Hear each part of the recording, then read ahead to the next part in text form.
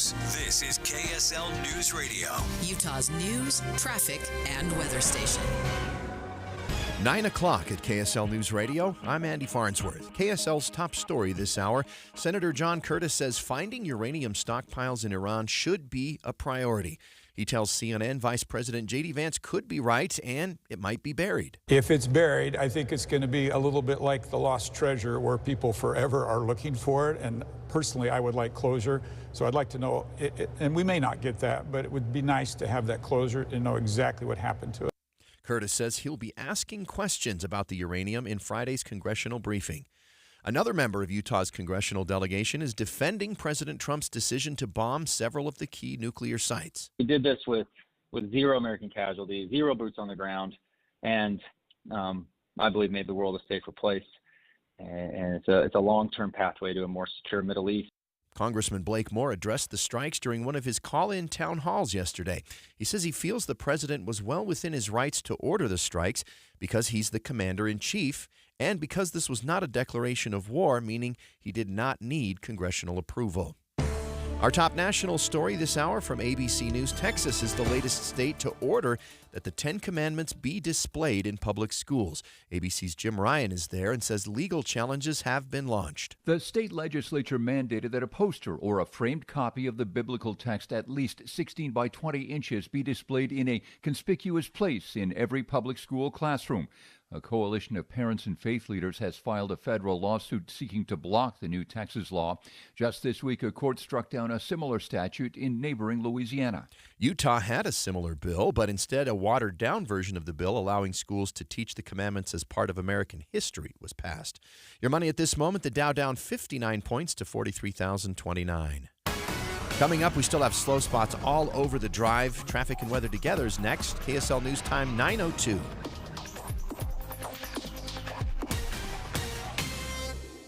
A reminder about the simplest way to get updated for your day. Hit your KSL preset when you jump in the car, and we'll take care of the rest. Hear key news updates and traffic reports. Andy and Amanda from 5 to 9 in your car. KSL News Radio at 102.7 FM. It's Julie from the Cache Valley Visitors Bureau inviting you to come celebrate summer in Logan. From nonstop festivals to super close outdoor adventures to the most charming historic downtown and great restaurants, it's all right here. Let's just stop for 1 second. I don't know why everyone who lives in Salt Lake thinks it takes 3 hours to get to Logan, but unless you're dragging a handcart, it'll only take you 1 hour and 20 minutes, so just get in your car and get up here. You know we're Utah's heart of the arts. This week, live performances of Matilda the Musical, the professional Olyark Repertory Theater's inspiring musical Bright Star, plus they open Sherlock Holmes, The Final Adventure. Wait, the swashbuckling Broadway hit The Scarlet Pimpernel hits the stage too. Good night! Free concerts every weekday at noon in the Tabernacle and free concerts and movies at the Outdoor Plaza. Mark your calendars for the Cache Valley Cruise-In Classic Car Show 4th of July weekend and a packed schedule of nonstop fun all summer long. ExploreLogan.com. ExploreLogan.com. The Management Minute is a service of the MBA program in the John M. Huntsman School of Business at Utah State University. I'm Professor Scott Hammond. I hope she's not listening, but I once heard a divisional leader announce in a corporate meeting that she was outraged and would no longer share information with a colleague. She expected us to do everything we could to make that person fail. The media tells us that outrage is an appropriate reaction to the misbehavior of others. Marketers leverage outrage to get you to buy something you don't need. Managers use outrage to get you to do something you shouldn't do. The media uses it to gain a wider audience because they know through experience and research that you're more likely to believe the worst than the best. But outrage triggers the body's stress response, releasing cortisol and adrenaline. Over time, it can contribute to issues such as anxiety, depression, and high blood pressure, and is contagious. There is never a time when outrage is appropriate. Learn more about how to build collaboration in an MBA program at Utah State. Go to utahstatemba.com. I'm Scott Hammond. Hope to see you in one of our classes. Hey, it's Mike Rohn. If I have a choice, I like to do business with companies that actually stand for something. That's why I switched from Verizon to Pure Talk. No offense to Verizon, I'm sure they stand for something. I just don't know what it is. Pure Talk, on the other hand, is a veteran-owned company that supports our military in a big way, and I appreciate that. Yeah, I also appreciate unlimited talk and text and plenty of data for half the cost of the big guys, and I do like being on America's most dependable 5G network for just $20 a month. But What I really appreciate is no contract, no cancellation fees, and Pure Talk's commitment to handle all their customer service in this country. I saw it for myself. I went to Georgia, I got a tour of their headquarters, I met their CEO, and I talked to the same customer service folks that you'll talk to when you dial pound 250 and say keyword micro.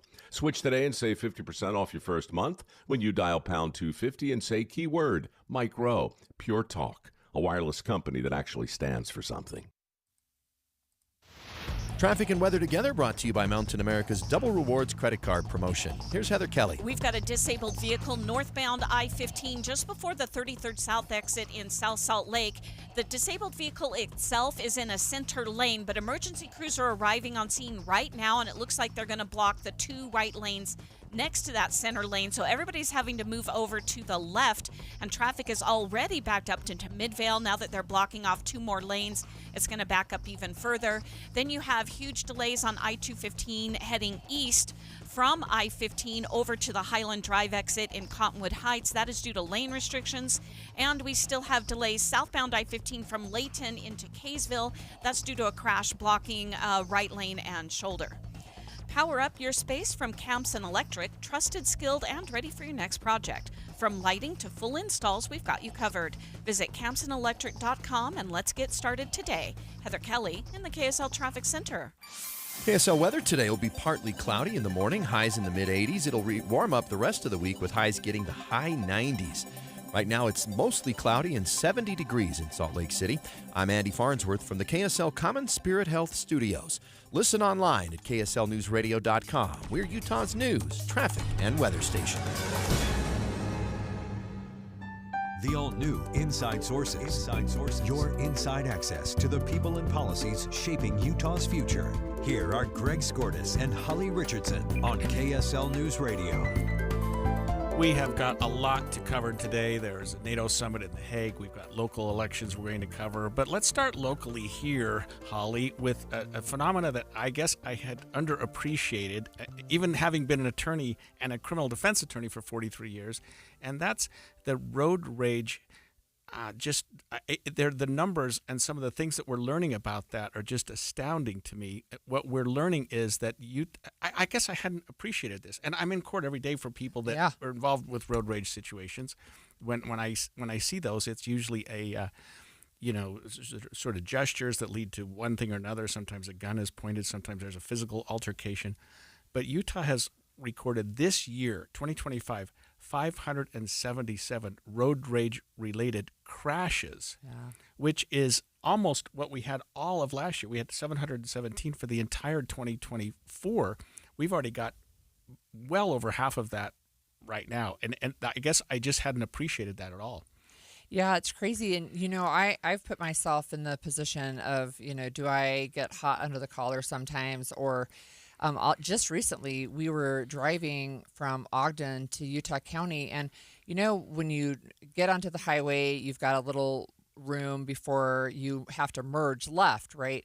So I was in that lane. We're pulling a trailer, and I'm in the furthest right lane now, and I had two cars literally pull around me on the right-hand side where there's no lane. Yeah. To pass me instead of going behind me on the left-hand side, which is what would make sense to me. And that was just this weekend. So dangerous. We are lucky to have with us this morning Lieutenant Cameron Roden from the Utah Highway Patrol to talk about that. Lieutenant, thank you for joining us this morning. Thanks for having me. It's an important subject to talk about. Like you said, it's something that's catching our attention this year. So talk to me, and I guess I'm embarrassed, Lieutenant. I've been around longer than you've been. Crashes, is that something that we're seeing more than ever before? Yes, it is. Looking at the crash data specifically, over the last several years, we've averaged kind of the 700 range for crashes with the number of aggressive and road rage-related crashes. But this year, we're already close to 600 crashes, and we're already just only halfway through the year. So, if we keep on the same pace, we're going to be well over 1,000, which is way too many on something like this that is so preventable. Can you tell us, what do those crashes look like? Is that people being rear-ended? Is it being forced off the road? Like, what is that? It runs the gamut. Anything from just minor crashes where, it's just a little fender bender to even fatalities. So far this year, we've had 8 fatalities when it comes to aggressive road rage type crashes. Yeah, and Lieutenant, I think people don't appreciate it, and you and I do, just being in the court system, that in terms of the law, in terms of the criminal law, a motor vehicle is often defined as a dangerous weapon for the purposes of assault and aggravated assault. I mean, people can be charged with some fairly serious crimes, can't they, for doing something like this? Oh, for sure. When you think about what goes into driving, you're driving a piece of equipment that is can create fatalities. And when you're traveling at freeway speeds, and oftentimes these things involve behaviors that are extremely dangerous. So these can end up in very severe circumstances and penalties. So we have a question from a texter, actually, and they want to know, is there any data on the age range of those being initiators of the road rage incidents? I don't have the age data in front of me, but that would be something that we would want to take a look at. A lot of times in these situations, it's usually, not picking on males, but a lot of times it is males that are involved in these type of situations. So, but that doesn't make anyone immune from them, and making sure that we do everything we can to prevent road rage in Utah. The legislature has done great things to help us to combat it and to highlight what dangers there are. And so we've got the new law that went into effect last July. And so we've been collecting data on road rage, the number of citations we've issued. And so it's something that we're setting that baseline, and now we'll have something to compare for the future of what we are implementing, things that we're doing to try to make it better. I have another question as well. And I saw a study, it hasn't been very long, but the number of people who have been pulled over going over 100 miles an hour in the state of Utah, I think there was something like 5,700 last year, some crazy high number. Is that related also to road rage, or do those seem to be separate issues? Those are going to be separate. That over 105, it falls under the reckless driving statute, is what that change in the law did. It made it so that anything over 105 could fall into the reckless driving category. So it would be separate than these road rage type situations that we've been seeing. Lieutenant Roden, if you were speaking to a group of citizens who were just concerned about the road rage incident, and they asked you, what's the best thing to do if you're involved in a situation where you've got another vehicle on your tail or at your side, they're gesturing you, they're trying to get you to pull over, they're clearly getting close to you. I mean, what does a driver do in that situation? The best thing to do is just don't engage. If they're flipping you off, if they're tailgating you, move over, let them go down the road. Don't try to retaliate in any way. If it's something that's going to cause a crash or anything like that's putting people in danger, don't hesitate. Call 911. Let's get law enforcement there, get this individual stopped, get the situation under control. If by chance they're following you or anything like that, and you're nervous and fear for your safety, we're in a car. So create some separation between you. Take an off ramp if you need to. If you need to go to a police station or anything like that, try to get that separation and just don't engage with that individual, because those just tend to escalate and make the situation worse.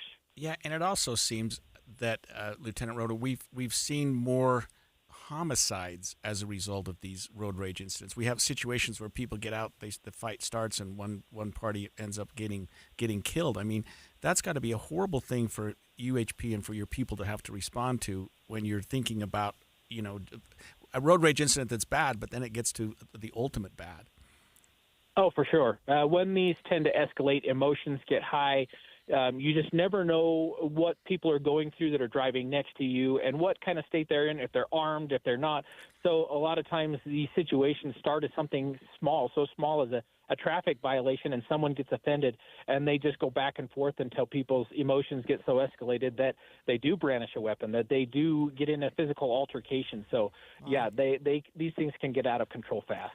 You mentioned briefly that there have been some fatalities. Can you talk about how many have happened as a result of road rage this year?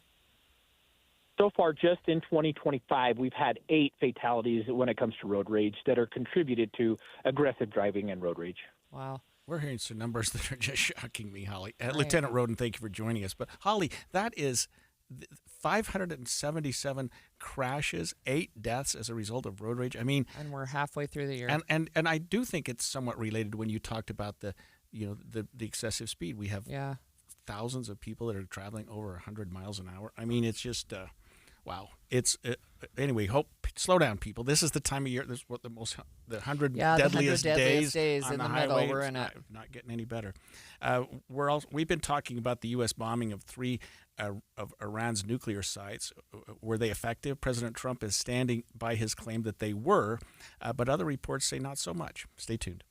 Hi, this is Doug Wright. For years now, I've been telling you about Kinetico soft water systems that use 2/3 less salt than the others. But I've never told you exactly how they do that. Well, there are several ways, so consider this as part 1 in a series. Most of the softeners out there use a finicky, hard-to-adjust computer to guesstimate when to cycle, and it errs on the side of cycling too often, which means it'll burn through way too much salt way too soon. Kinetico is different. It has an all-mechanical system that measures the water precisely. No computer, no guesstimating, so it cycles only when needed. The result? Kinetico delivers perfectly soft water 24/7 using minimal salt. So why not save your lower back from carrying the 3 bags of salt when all you need is 1? Call Northern Utah's authorized Kinetico dealer, Kinetico Quality Water Systems of Salt Lake. Call them now, 801-576-8600, or log on to softwaterutah.com and tell them Doug sent you. Emergency traffic brought to you by Mountain America. We've got a disabled vehicle northbound I-15, and emergency crews have arrived on scene. They're now blocking 4 right lanes of the freeway just before you get to 3300 South in South Salt Lake. Only 2 left lanes of the freeway are available. That has traffic backed up almost to 90th South in Sandy. You're going to be better off taking an alternate route, but you don't want to take I-215 eastbound. That's at a crawl from I-15 in Murray all the way over to Highland Drive. Wasatch Front businesses and property managers, GoPave Utah provides all asphalt repairs for your parking. For patching and paving along the Wasatch Front, contact GoPave Utah. GoPaveUtah.com. Heather Kelly in the KSL Traffic Center. Life can feel hard or overwhelming sometimes, but you don't have to face things alone. Getting help for yourself or someone you're worried about starts with a call or text to 988, where you always have someone to talk to, someone to help you, and somewhere safe to go. 988 Utah is here for anyone experiencing mental health challenges or emotional distress. 988 Utah can even help you navigate how to support your struggling loved ones. Whether you're struggling with anxiety, depression, or suicidal thoughts, trained professionals are ready to listen and provide free, confidential support 24/7. Utah, don't hesitate to call or text 988 for you or someone you care about. The caring staff at 988 Utah can connect you to the right resources. Learn more at 988.utah.gov. Hi, this is Derek Overstreet, president of the New Millennium Group and co-host of Stop Working, Start Living with KSL News Radio. Can you imagine what your life would be like if you could retire 3 to 5 years earlier than you thought possible? The things you could do, the loved ones you could spend time with, the memories that you could create. That's what our team at the New Millennium Group does. We'll walk you through the entire process every step of the way. If you'd like to get a copy of the 5-step proprietary plan that will help you retire 3 to 5 years sooner than you thought possible, give us a shout right now. 888-999-6370. That's 888-999-6370 or utahsfinancialplanner.com. Listen, most of our listeners right now have a tax problem, not a money problem. There's not enough money in Social Security Medicare as it is. Let us show you how you can significantly reduce your taxes. That's 888-999-6370, 888-999-6370, or utahsfinancialplanner.com. Ready to order? Yes. We're earning unlimited 3% cash back on dining and entertainment with the Capital One Saver Card, so let's just get one of everything. Everything? Fire everything! The Capital One Saver Card is at table 27, and they're earning unlimited 3% cash back. Yes, Chef! This is so nice. Had a feeling you'd want 3% cash back on dessert. Ooh, tiramisu! Earn unlimited 3% cash back on dining and entertainment with the Capital One Saver Card. Capital One, what's in your wallet? Terms apply. See CapitalOne.com for details. Why choose a Sleep Number smart bed? Can I make my side softer? Can I make my side firmer? Can we sleep cooler? Sleep Number does that. Cools up to 8 times faster and lets you choose your ideal comfort on either side. Your Sleep Number setting. It's the Sleep Number 4th of July sale. Save over $600 on our King P5 smart bed, our lowest price of the season. Plus, get free home delivery with most smart beds, limited time. All Sleep Number smart beds offer temperature solutions for your best sleep. Check it out at a Sleep Number store or sleepnumber.com today. Getting help with plumbing repairs is easier than you think. All you have to do is call Any Hour Services or schedule an appointment at anyhourservices.com. No one helps more homeowners than Any Hour Services. Inside Sources. Just how effective were this weekend's U.S. strikes on Iranian nuclear sites? We've heard everything from the administration calling it a total obliteration of the Iranian nuclear facilities to people saying, well, to the Iranian officials, I guess, saying, well, it was something in between, maybe a few months of delay setting us back. We have some sound here from ABC News Chief White House correspondent Mary Bruce, who is traveling with the president. President Trump defending his strikes against Iran, insisting their nuclear sites have been completely destroyed. I believe it was total obliteration. I believe they didn't have a chance to get anything out because we acted fast. But sources tell us a preliminary Pentagon report indicates at least 2 of the Iranian nuclear facilities targeted were not completely destroyed, and that Iran's nuclear program was only set back by a few months. That's one of the things, right, where you say, okay, there's a really big difference between set back only a few months and totally obliterated, right? Right. And you know, it would seem to me that the Iranian officials couldn't have been that naive or foolish, I don't know what the word is, to have, there were so many tip-offs that people were coming after their nuclear facilities. And maybe it's, I mean, maybe you got this, a centrifuge 300 feet underground. You can't just move it. But the enriched uranium has to have some quantifiable volume. That, I don't know whether it's, I think it's pounds. Yeah, there you go. Right. I mean, that's something that you could move fairly readily. And so it seemed if you knew that there was a strike coming, you would at least separate those into different areas and keep some of your enriched uranium safe, at least, because it's so hard to make. It takes so long to develop that. Well, we're going to talk to an expert that knows more than we do. We're going to talk with John Cohen. He's an ABC News consultant and a former counterterrorism coordinator at the U.S. Department of Homeland Security. Welcome, John. Hi, nice to be with you. So what can you tell us about the current intel about these Iranian nuclear facilities?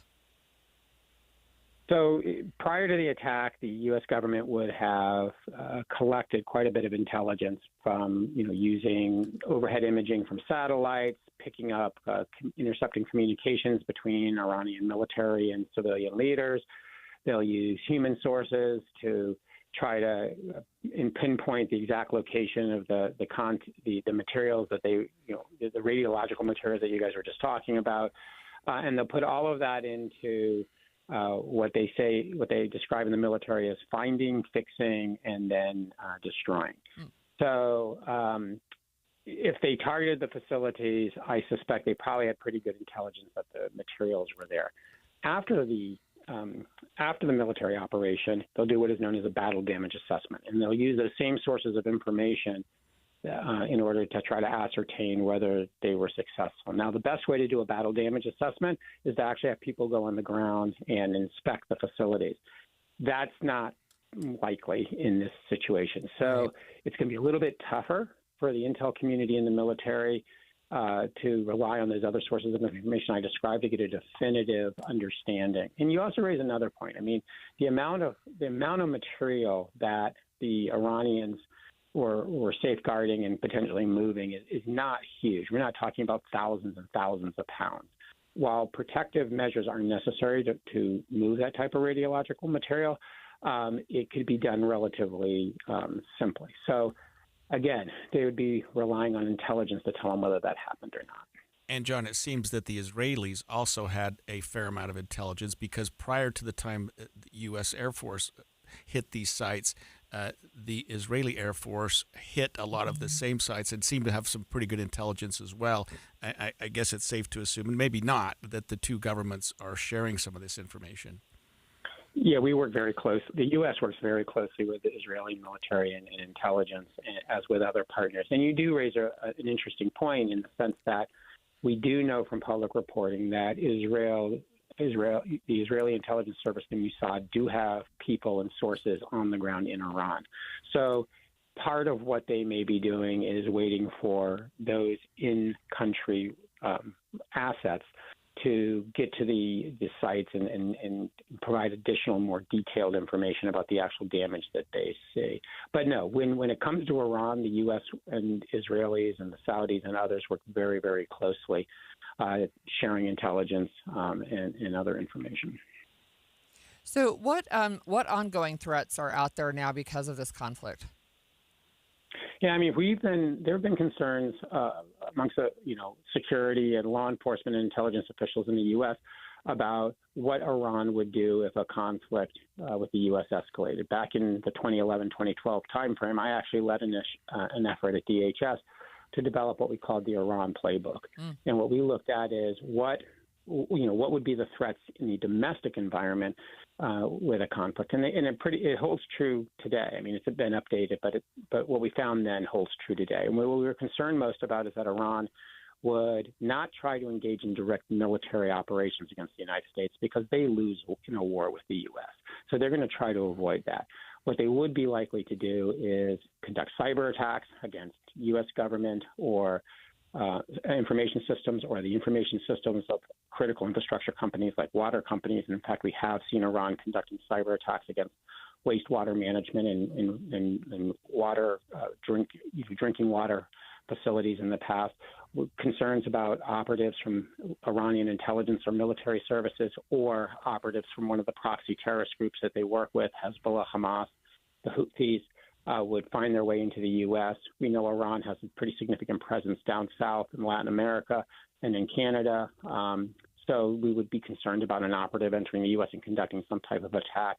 Concerns about attacks directed to the Jewish community or Israeli government facilities in the U.S. by either those operatives or lone wolf offenders. And finally, we've been seeing Iran very active of late, trying to inspire and facilitate through the use of the internet demonstrations in the U.S. that are destructive and disruptive. And so law enforcement will be concerned about that as well. Is there a chance, and I guess there's a chance of everything, John, but that with this stand down right now, the fact that neither side is, the ceasefire, and with the NATO summit going on right now, that is at least discussing this, that the Iranians may be willing to come to the bargaining table in terms of, you talked about, seeing what they've got, what their facilities are like, in terms of maybe having some mediator, some third party at least go inspect their sites and try to come to some resolution that would sort of make everybody happy. Yeah, that's the objective for the U.S. and I think to some degree that's the objective for Iran. But from a security perspective, you're going to look at two things. One, you're going to look at what is Iran doing overtly and what can we do overtly to sort of de-escalate the conflict. Again, I think it's highly unlikely that Iran's going to engage in any type of activity that's going to result in a traditional military conflict with the U.S. military, because as I said earlier, they lose that war. They're no match for the United States, and they know that. But Iran also, and this is really important from a security perspective, has a long memory, and they have historically sought to respond to what they perceive as aggressive acts directed at them in a way that's consistent with what they view was done to them. So, after the U.S.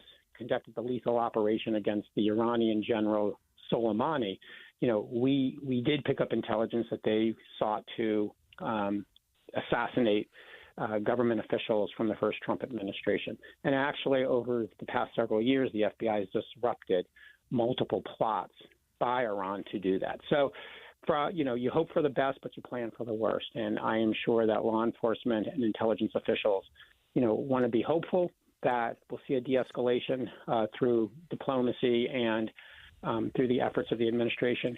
But I can also say that law enforcement around the country is aware, and people should just be alerted to the fact that they may see an increased presence of law enforcement around synagogues and Jewish community centers and U.S. government facilities and the like. So they shouldn't be scared, but just be aware of your surroundings and report suspicious activities to law enforcement. Thanks for sharing your expertise, John. We've been talking with John Cohen, an ABC News consultant and former counterterrorism coordinator at DHS. So super interesting and frightening sometimes stuff, right?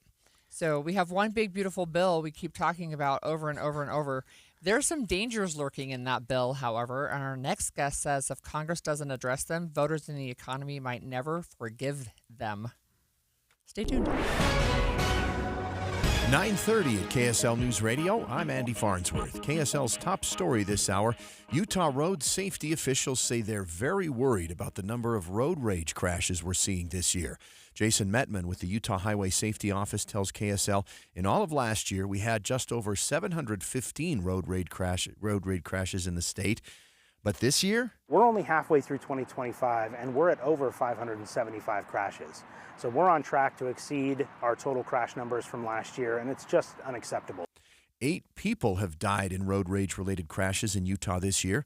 Metman says if you ever find yourself being tailed by an aggressive driver, ignore them and keep driving.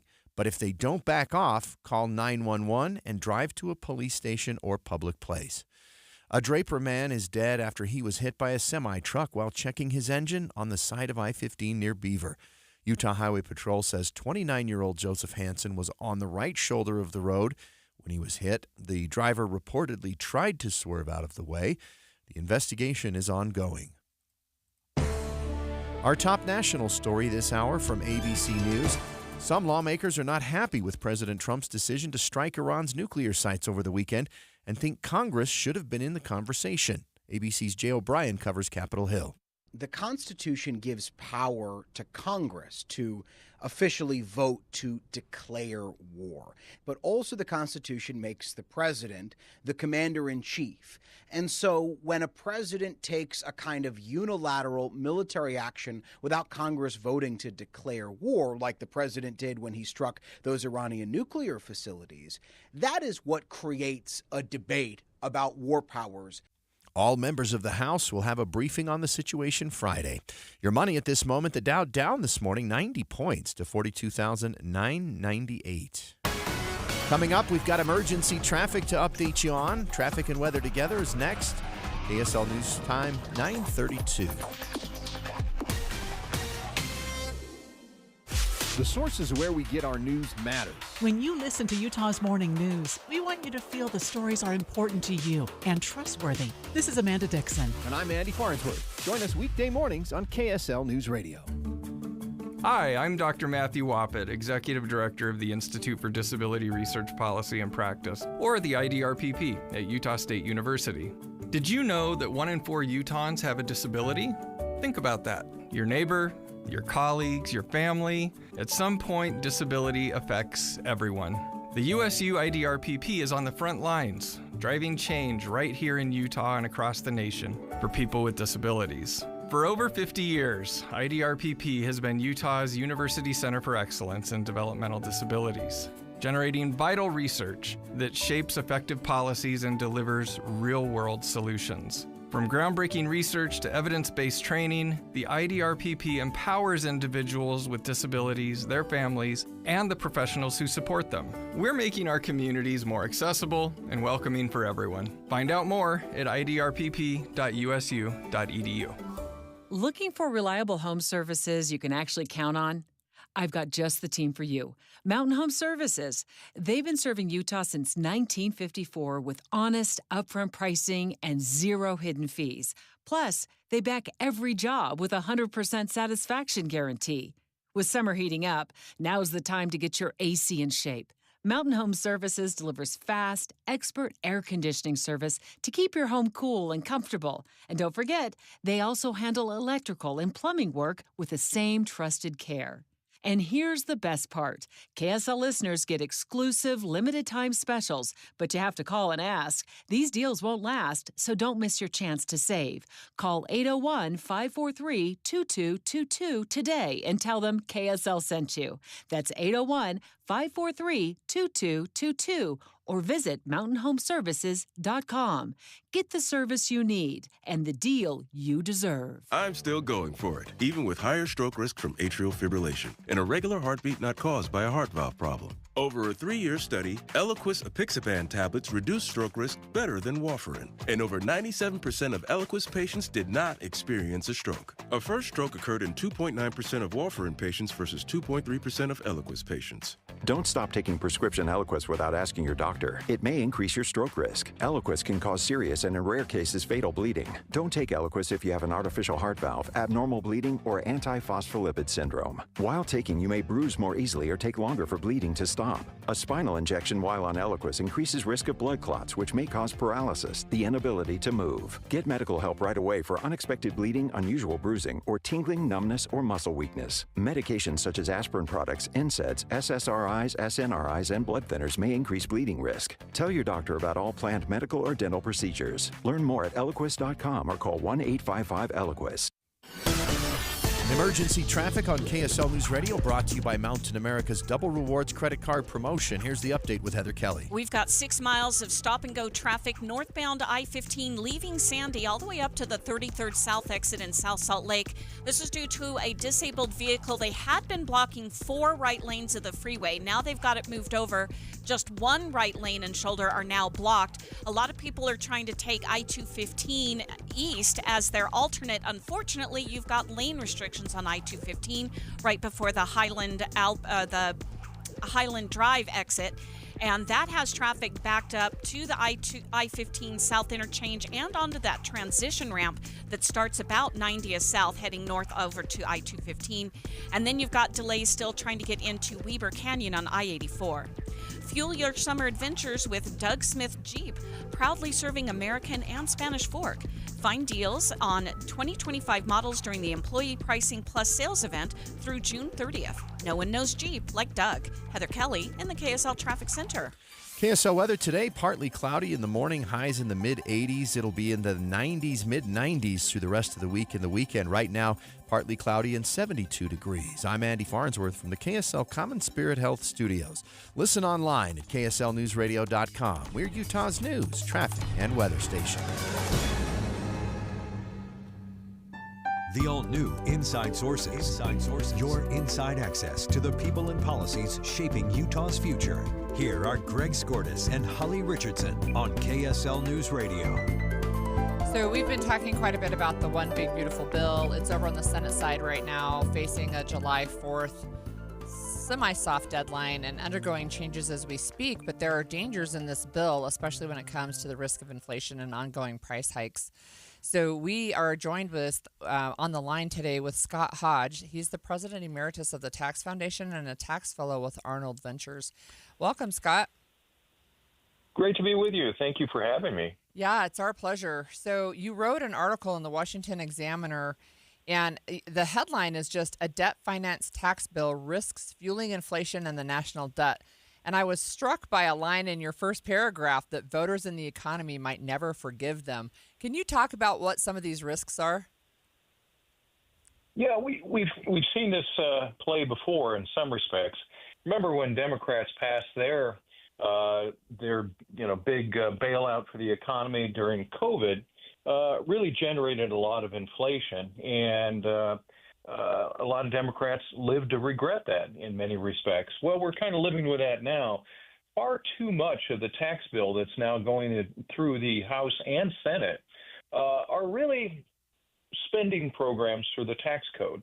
And they're going to have somewhat the same effect on the economy and inflation as we saw with the Democrat spending bill during COVID. And that's what I really worry about.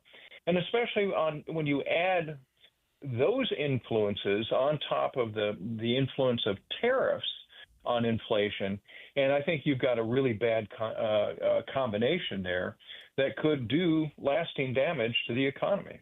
Yeah, that's what I was going to ask you about, is the whole tariff thing, because a lot of people, and without getting into the debate whether a tariff is a tax or not, talk to our listeners, Scott, about how tariffs play into this as a whole as it relates to not only the big, beautiful bill, but just the deficit itself.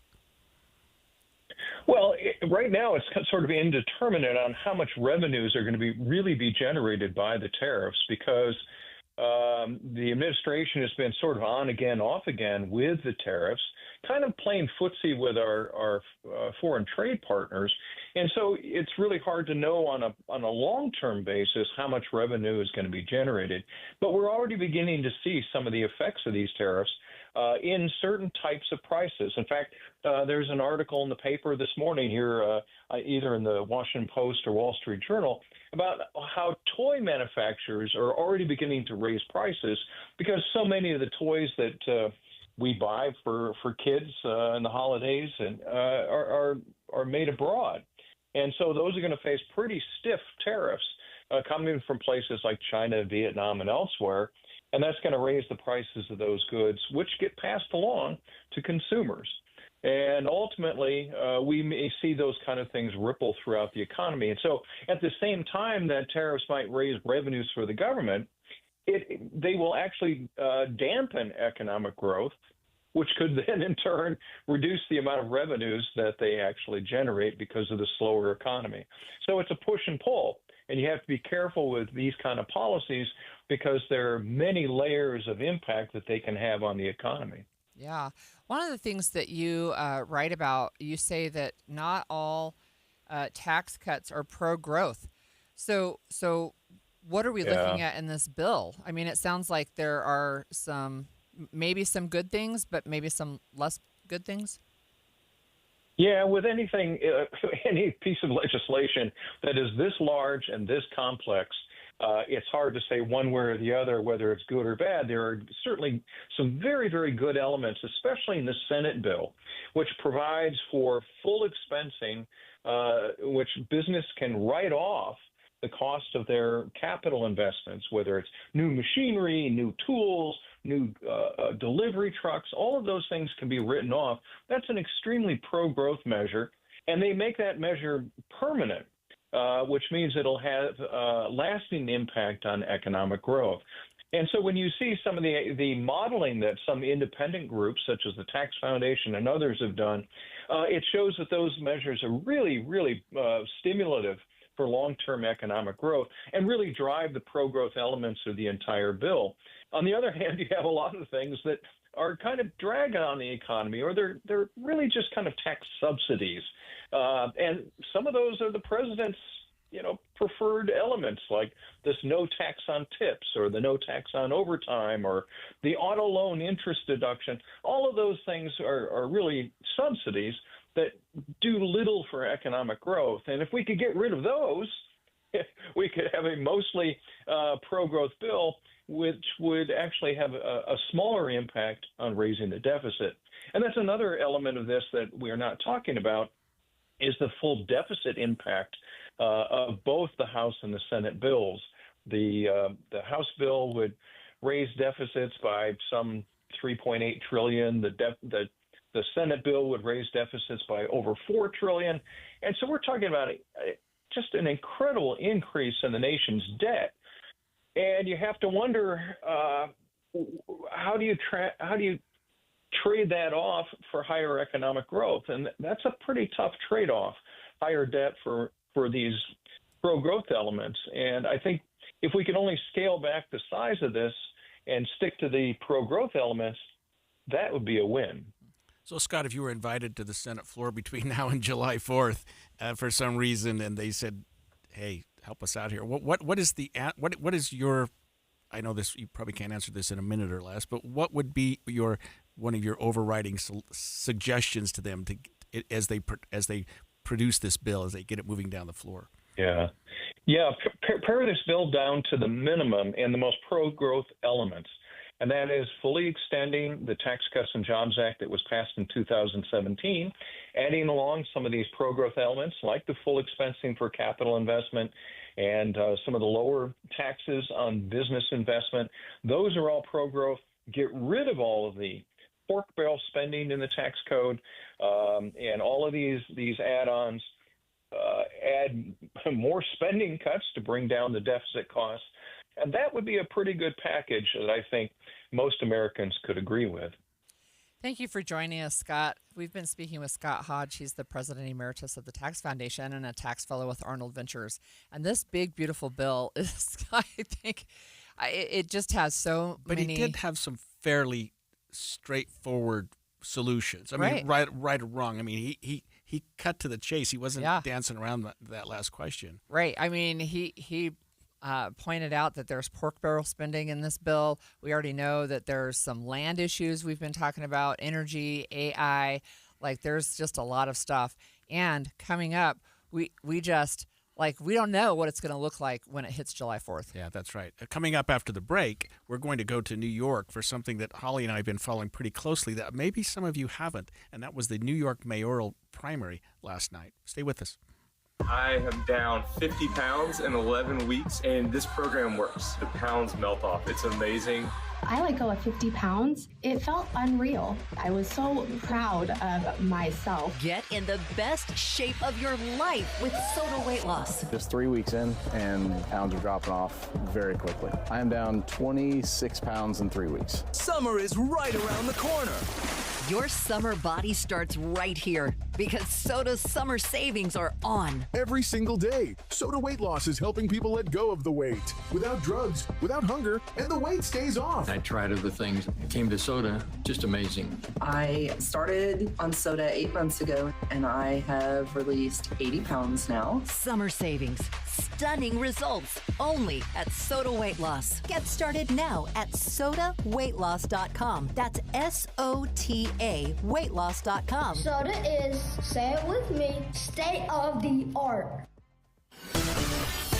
Emergency traffic brought to you by Mountain America. We're still at a crawl northbound I-15 from 90th South in Sandy, almost up to the 33rd South exit in South Salt Lake. That was all due to an earlier disabled semi that's now over on the right side of the freeway, the right lane and shoulder blocked. But originally 4 right lanes of the freeway had been shut down for about half an hour or so. So it's going to take time for all these delays to clear out. Just be aware it's going to take you an extra 20 minutes or so to get through those 6 miles. Wasatch Front businesses and property managers, GoPave Utah provides all asphalt repairs for your parking. For patching and paving along the Wasatch Front, contact GoPave Utah. GoPaveUtah.com. Heather Kelly in the KSL Traffic Center. At KSL News Radio, we have a 30-year legacy of honoring Utah teachers, but we can't do it without your help. Please tell us about an important teacher in your life on the KSL Teacher Tribute Wall, presented by Cypress Credit Union. Each month, one lucky teacher wins a $500 gift card from Cypress Credit Union, a $250 gift card to Harmon's, plus season tickets to Hale Center Theater. Say thanks to your teacher today at KSLNewsRadio.com/teacher from Cypress Credit Union and KSL News Radio. Regardless of how old your air conditioner is, there are a few things you can do to help it last as many summers as possible. What's up, everybody? I'm Mike Wilson with Any Hour Services, and like so many things in our life, it's easy to take our air conditioner for granted. If you keep a clean filter, rinse the outdoor unit off every once in a while, and have it serviced once a summer, you can reduce your risk of unexpected breakdowns. But eventually it will break down, and if someone tells you that your only option is to replace it, don't be afraid to get a second opinion. You could save thousands of dollars repairing it instead of replacing it. Any Hour rarely comes across an air conditioner that just can't be repaired. That doesn't mean you won't choose to replace it anyway, but being told you don't have options, that's not cool. So if you want honest answers and straightforward options, give Any Hour Services a call. And remember, every week this summer, Any Hour Services is giving away an air conditioner to one lucky customer as part of our Coolest Summer Sweepstakes. No purchase is necessary. You can see official rules or schedule your service at anyhour.com. No one helps more homeowners than Any Hour Services. I'm still going for it, even with higher stroke risk from atrial fibrillation and a regular heartbeat not caused by a heart valve problem. Over a 3-year study, Eliquis apixaban tablets reduced stroke risk better than warfarin, and over 97% of Eliquis patients did not experience a stroke. A first stroke occurred in 2.9% of warfarin patients versus 2.3% of Eliquis patients. Don't stop taking prescription Eliquis without asking your doctor. It may increase your stroke risk. Eliquis can cause serious and in rare cases fatal bleeding. Don't take Eliquis if you have an artificial heart valve, abnormal bleeding, or antiphospholipid syndrome. While taking, you may bruise more easily or take longer for bleeding to stop. stop. A spinal injection while on Eliquis increases risk of blood clots, which may cause paralysis, the inability to move. Get medical help right away for unexpected bleeding, unusual bruising, or tingling, numbness, or muscle weakness. Medications such as aspirin products, NSAIDs, SSRIs, SNRIs, and blood thinners may increase bleeding risk. Tell your doctor about all planned medical or dental procedures. Learn more at Eliquis.com or call 1-855-ELIQUIS. 1 in 6 Utah kids face hunger. And the summer months make things even more challenging because families can no longer rely on school meals to help them get by. These days, the situation is more dramatic than ever. That's why Utah Food Bank is again holding its annual Summer Business Food and Fund Drive, encouraging organizations of all sizes to gather food for donations for families. Beginning in early June and running through the end of August, the Summer Business Food and Fund Drive is your chance to make a difference for families seeking emergency food requests to help stretch their budgets. Rally your coworkers, friends, or a community group of any size to make a collection. Every dollar earned turns into more than $7 in the form of goods and services to help those in need. What are you waiting for? Organize your Summer Business Food and Fund Drive today. To find out more or to get ideas for your own DIY fundraiser, visit utahfoodbank.org. And expanded Inside Sources. Inside Sources. I'll confess, Holly, that one of the things I was interested in after we ended our show yesterday, and which I think a lot of people might be surprised with, but I also think it's important in terms of where we're going and maybe perhaps where the Democratic Party is going in the next 2 years, was the New York mayoral primary, which was held yesterday. And we're talking about there were something like 5 or 6 Democrats in the multiple race, candidates, including former Governor Andrew Cuomo, who had left the governor's office in some disarray, and he resigned under it was some scandal. Yep. Let's face it, he came out of the chute running strong, and people thought he's going to be the next New York mayor. They thought he was the front runner, and he was the front runner until he lost. Right. I think the importance of this, though, is that a lot of people are looking at this as where are the Democrats going? And I think that's important to a lot of people, whether you like them or not. Just where is that party going? Because it's a ship without a rudder in some respect. ABC's Aaron Katursky reports from New York. 33-year-old Democratic Socialist upstart Zoran Mamdani declaring victory in the Democratic primary for mayor. My friends, we have done it. Defeating nearly a dozen other candidates, including former Governor Andrew Cuomo. Representative Alexandria Ocasio-Cortez campaigning with Mamdani, a state assemblyman. New York City is a town of the working class. Energizing younger voters. So Zoran Mamdani is a different kind of Democrat than Andrew Cuomo. Right. And that's one of the things where they're calling it a seismic shift, because Cuomo is establishment, right? He's older, he's been in politics for a long time, his family's in politics. But you've got this guy, he became an assemblyman, which is a legislator, basically in New York City, but in 2020. And so he runs against this establishment guy. He's a Democratic socialist, and he is a Muslim man and an Indian American, and yet he was able to knock out what people thought was like the person who was the front runner from the time he got in the race. Right, and a lot of people thought, because this was a ranked choice voting, this is just a primary, but we're talking about, right, but it was ranked choice voting, that there wouldn't be enough of a lead by either party, right, and it hasn't actually been decided yet, but former Governor Cuomo did concede. Tonight was not our night. Tonight was Assemblyman Mamdani's night, and he put together a great campaign. I called him, I congratulated him, I applaud him sincerely for his effort, and let's give him a round of applause. It's interesting, right?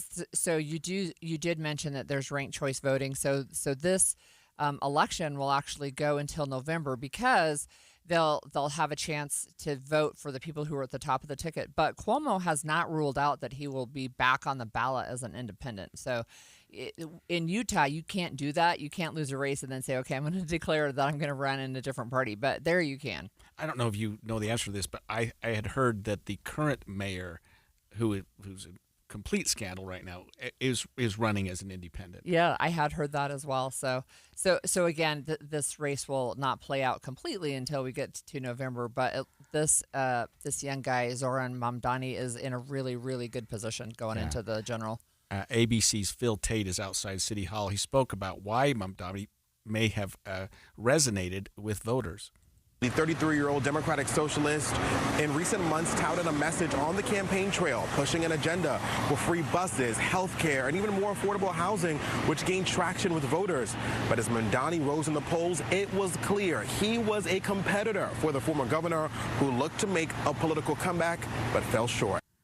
So one of the questions always is, right, you can make campaign promises, but how do you follow through with those, right?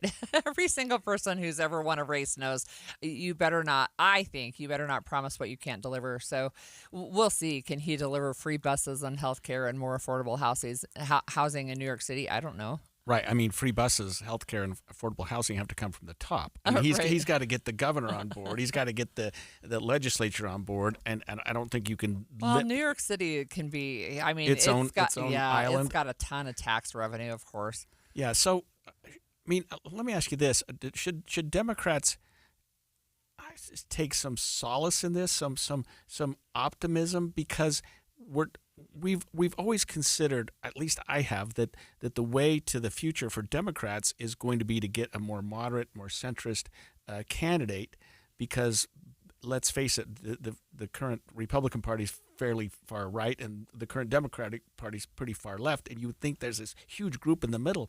But Mamdani is defined as a Democratic Socialist. He's left of Cuomo. That's right. And so, I mean, what's the sign? What are we reading in the tea leaves here? So one of the issues you have to look at is who is he running against and where, right? So yes, I agree that moderation from both parties is great. I'm a centrist. I think a lot more than heavily one direction or another. But in Utah, you would want a center left or even really center Democrat running in a heavily Republican state. But he's running in a heavily Democratic area in New York City and really running against predominant Democrats. So yeah, he ran to the left of him. Is that a message that would resonate across the country? I'm not sure it would, but I think one of the lessons you can look at this, at least Democrats can look at this, is these young voters can be energized. Now, traditionally, people will look at young voters and say, we can't get them off the couch. They say they want to do stuff, and they'll even march, but they don't register to vote, and then they don't show up at the polls.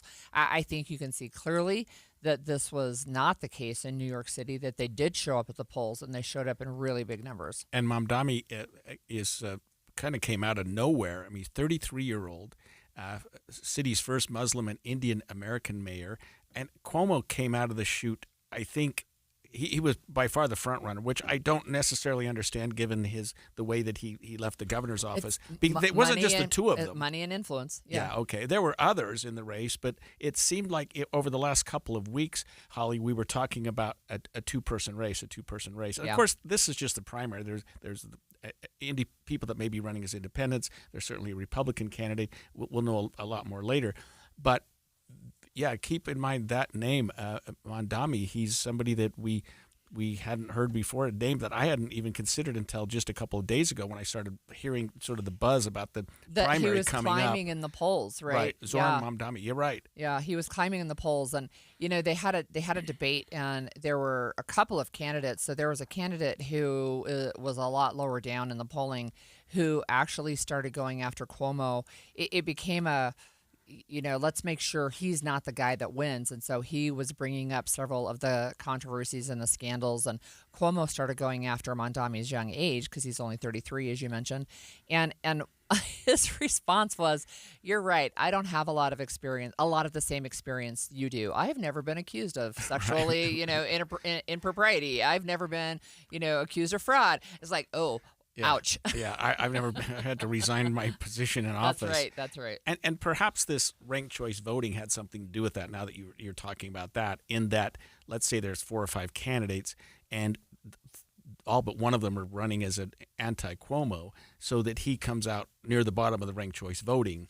And Mamdani may have been a lot of people's second favorite, but that put him at the top. He still came out in the primary yesterday. He still came out in second place. He got 30-something% of the vote, and Mamdani got 46, I think, percent. We'll have to verify those numbers, but they still, right? They still were the top two, but Cuomo conceded what I considered relatively early in the evening, and he's just like, tonight's not our night. We couldn't pull it off. Yeah, which makes you think it's probably a done deal, even though the actual numbers haven't come through. When we come back after the break, a Cedar City daycare is continuing to operate despite losing its license after a child was significantly injured under their supervision last year. Utah State Senate Minority Leader Luz Escamilla joins us to discuss her efforts to create safety standards for certain child care facilities. Stay with us.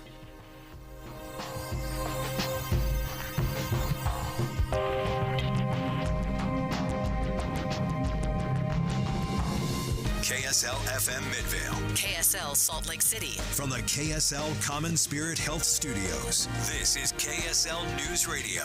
Utah's news, traffic, and weather station. 10 o'clock at KSL News Radio. I'm Andy Farnsworth. KSL's top story this hour, the Weber County Commission is trying to take their meetings offline after it got hacked this week. The meeting was live streamed, but now it's unavailable on their YouTube channel. All previous ones are still there, but a very short 5-second video with a photo of the commission's logo is posted with the caption saying it's unavailable due to, quote, an inappropriate hacking incident. The Standard Examiner reports the videos will still be available on YouTube and Facebook, but now the commission is asking people to come in person. Alexandria Bonilla, KSL News Radio. Our top national story this hour from ABC News, President Trump and Ukrainian President Zelensky met on the sidelines of the NATO summit today. When asked at a news conference about whether the U.S. will supply more anti-missile systems, the president had this to say. They do want to have the missiles, okay, as they call them, the Patriots, and we're going to see if we can make some available. You know, they're very hard to get. We need them too. We were supplying them to Israel. The president says the conversation did not include any mention of a ceasefire, but Zelensky said it did. Your money at this moment, the Dow is down 81 points to 43,007. Coming up, we still have emergency traffic trying to get into Salt Lake City on I-15. We'll check traffic and weather together next. KSL News Time 10:01. Mornings are for recharging. And they're for starting your day right. We volunteer to join you in the car. Get news and weather at 102.7 FM during the most important part of your day. Andy and Amanda, each morning between 5 and 9 on KSL News Radio. If you're ready to buy a home or sell a home and you're worried about the current real estate market because of what you've heard from some of your friends or family, well, we're here to tell you that you really shouldn't be worried because now is a great time to buy and sell with our friends at the Stern Team, powered by Almada Real Estate. And here's why.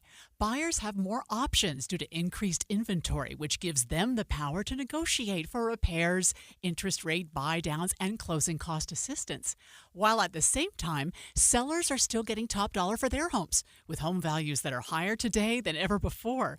So whether you're looking to buy or sell, the current real estate market presents a win-win opportunity for both buyers and sellers. But you still do want to make sure that you're working with a team of real estate experts you can trust that can get you some great results. And that's our friends at the Stern Team, powered by Almada Real Estate. They have helped thousands of Salt Lake City homeowners, and they're ready to help you. To get started, just go to thesternteam.com. That's thesternteam.com, or Google The Stern Team. Boo-hoo-hoo. Jason, why are you crying? I just saw a house with a "We Got New Windows" sign in their yard. Well, why does that make you cry? Because they spent twice as much as they needed to for high-quality windows. Window World offers amazing windows for way less than the other guys. And we don't play pricing games with phony discounts. At Window World, we treat every customer like family. Call Window World today at 281-8111 for a no-pressure, no-hassle quote. Window World, simply the best. And as Doug always said, that's no baloney.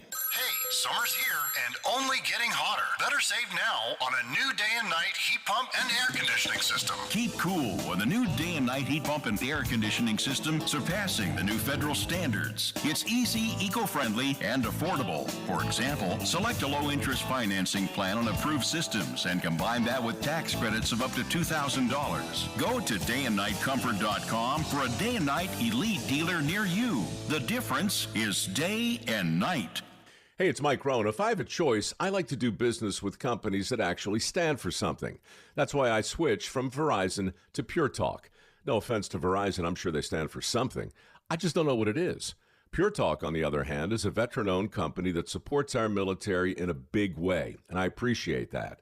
Yeah, I also appreciate unlimited talk and text and plenty of data for half the cost of the big guys, and I do like being on America's most dependable 5G network for just $20 a month. But what I really appreciate is no contract, no cancellation fees, and Pure Talk's commitment to handle all their customer service in this country.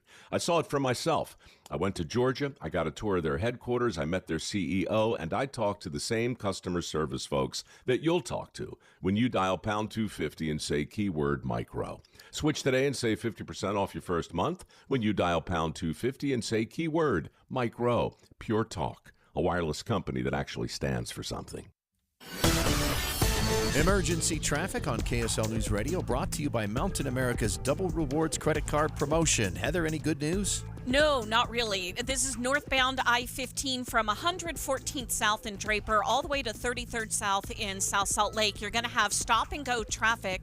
It originally started with a disabled vehicle at 33rd South. It's still blocking the right lane and shoulder, but originally 4 right lanes were blocked. And now we have a crash in the backup at the I-215 South interchange in Murray. That's now been moved over to the right shoulder. You also have some pretty big delays trying to get into Weber Canyon, both on eastbound I-84 and US 89 northbound from South Weber Drive, and a crash in Tooele County SR36 right near Lake Point. It looks like both lanes of travel in the road construction zone are blocked there. Heather Kelly in the KSL Traffic Center. KSL weather today will be partly cloudy in the morning, highs in the mid-80s, but it'll warm up the rest of the week with highs going into the high 90s through the weekend. Right now, it's fair and 74 degrees in Salt Lake City. I'm Andy Farnsworth from the KSL Common Spirit Health Studios. Listen online at kslnewsradio.com. We're Utah's news, traffic, and weather station. The all-new Inside Sources. Your inside access to the people and policies shaping Utah's future. Here are Greg Skordas and Holly Richardson on KSL News Radio. Last November, Holly, the Utah Department of Health and Human Services ordered that a daycare facility in Cedar City close its doors by December 4th, 2024. They found that there were multiple safety violations at a daycare center called Chandara Child Care LLC.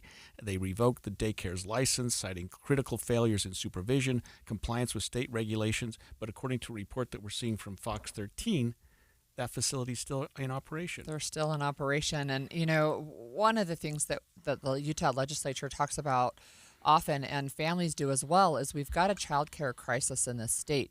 But there has to be some kind of level of safety, right? I mean, when they talk about unsafe conditions, specifically, there was a 3-year-old who had he lost some toes. I don't know if it's a boy or a girl, but a 3-year-old was run over by a lawnmower at this facility, his or her foot. And yeah, right. I mean, it's really a difficult situation, I think. And yet here they are 6 months later after their deadline.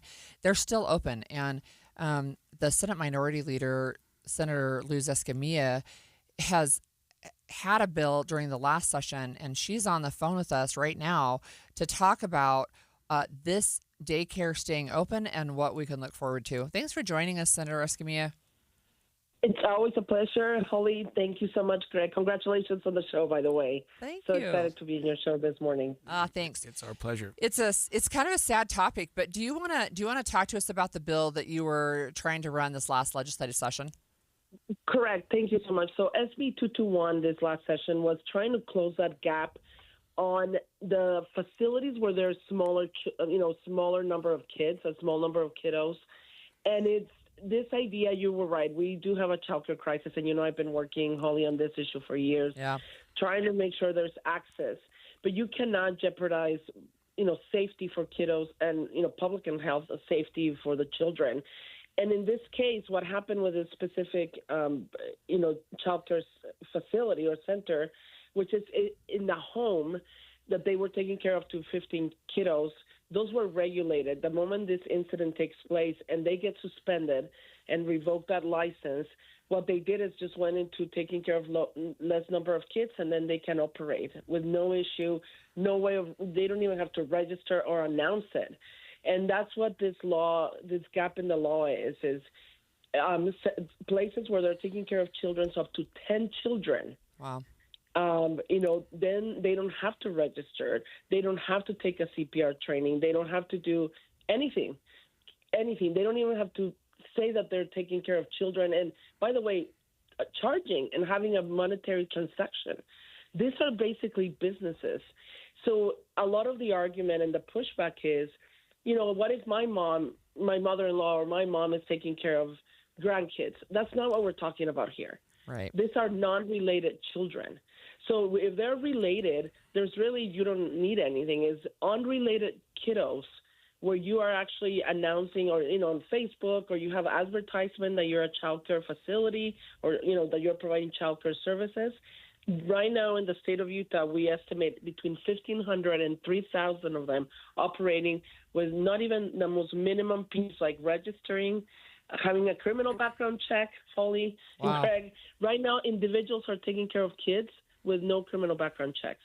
So Senator Escamilla, I now understand the problem here. The current state of the law regulates daycare facilities that have either 10 or more kids Correct. there. So if you're under that level, it's not necessary for you to comply with these regulations. Anything. And so even Correct. though DHS says shut them down, they say, okay, our 10 or more charter is shut down.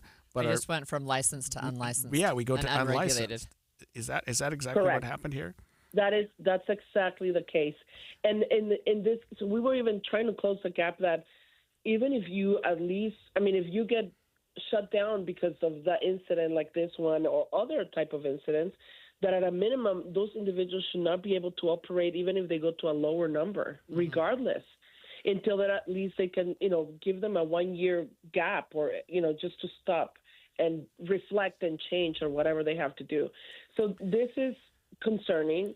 And, it passed the Senate. And some of the concerns in the House, apparently, it didn't resonate. We're coming back. This is very scary. People are not aware. When you go and volunteer at your kid's school, you have to have a criminal background check. Right. These individuals are taking care of infants and toddlers that cannot communicate if there's some sort of abuse. You can have literally someone in a sex offender list right now taking care of children in the state of Utah. Wow. So you've got upcoming legislation in the 2026 session. Is it going to look very similar, or are you going to try and pivot a little bit and maybe focus? That's a great question, and I think because we're just asking for the 4 minimum basic pieces on this, so between 4 and 10 kiddos. And by the way, on that 10, 2 could be related, but on those ones, we're just asking to have a place to register, because right now they're not registered anywhere. Right. 2, that they have criminal background checks and CPR and first aid, and of course to do mandatory reporting for any type of abuse. Those are the only 4 things we're asking of those between 4 and 10 kids. Oh, so I think it's very basic. Yeah, we're creating sort of an intermediate, I guess, standard criteria. That is to say, over 10, you still comply to the current law. But if you have 4 to 10 in your facility, then you comply with this new law that you're proposing. The registration process, right? That has maybe some little bit lesser standards, but still some fairly significant ones. Which is your registration, criminal background check, CPR and first aid, and mandatory reporting. Right. That's it. Right. So I know we're in the interim space, and July is a little bit of a dead month. But are you starting to feel like there's more buy-in on the House side, or can you share that yet? It's always, and I will say this as a senator. I know the Senate, and your group, as you know, Holly, you've been there. We are working to raise awareness. I think the stories that are, especially in the investigating reporting side, that's been taking place on childcare, have raised more visibility. We're working, and me, I'll keep up on working. I bring this up. That's why we decided to issue the statement. We thought it was important to put some context into what Greg just mentioned, right? I mean, in my ideal scenario, I would like them to have all of the regulatory pieces. There are, like 12 or 13 pieces, but I recognize that a minimum, and also understanding that these are smaller groups, and this could be, your neighbors, someone that goes to church with you, that people that you want to leave your kids with. But even if that's the case, I think if there's a business transaction, I mean, people are desperate for places for their children, but I can guarantee you 99% of them do not realize that there's not even a place to register at this point. Well, I want to thank you for joining us and ask you, will you come back on again with us? Absolutely, always. Okay. It's always, you guys are two of my favorite people, so count me in whenever it's needed. We appreciate what you guys are doing in educating the community. Okay, thanks, Senator Escamilla, for joining us today. Sadly, Holly, sometimes you can have legislation like this in your mind that you think, hey, it makes sense, but it takes a tragedy to bring it to everyone's attention and say, we really need to address this now. So the intermediate stage, the intermediate license makes a lot of sense. The 4 to 10, hopefully that will get some traction. When we come back after the break, we've been talking about politics, but anyone who's ever worked on a campaign will tell you that there are two main food groups, pizza and soda. New data shows, however, that the average adult is now overweight. We'll talk about rising obesity rates after this break.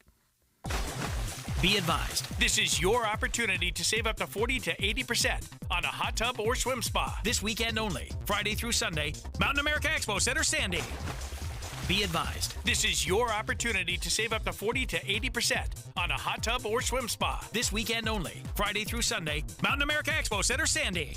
18-month interest-free financing. Our factories have demanded we sell 1,000 hot tubs and swim spas this weekend. Mountain America Expo Center, Sandy. Huge factory incentives, factory rebates, this weekend only. Mountain America Expo Center, Sandy. We can remove your old hot tub. Free delivery of your new hot tub. Hot tub starting at $2,999. Mountain America Expo Center, Sandy. Free delivery of your new hot tub. Just relax and enjoy. Mountain America Expo Center, Sandy.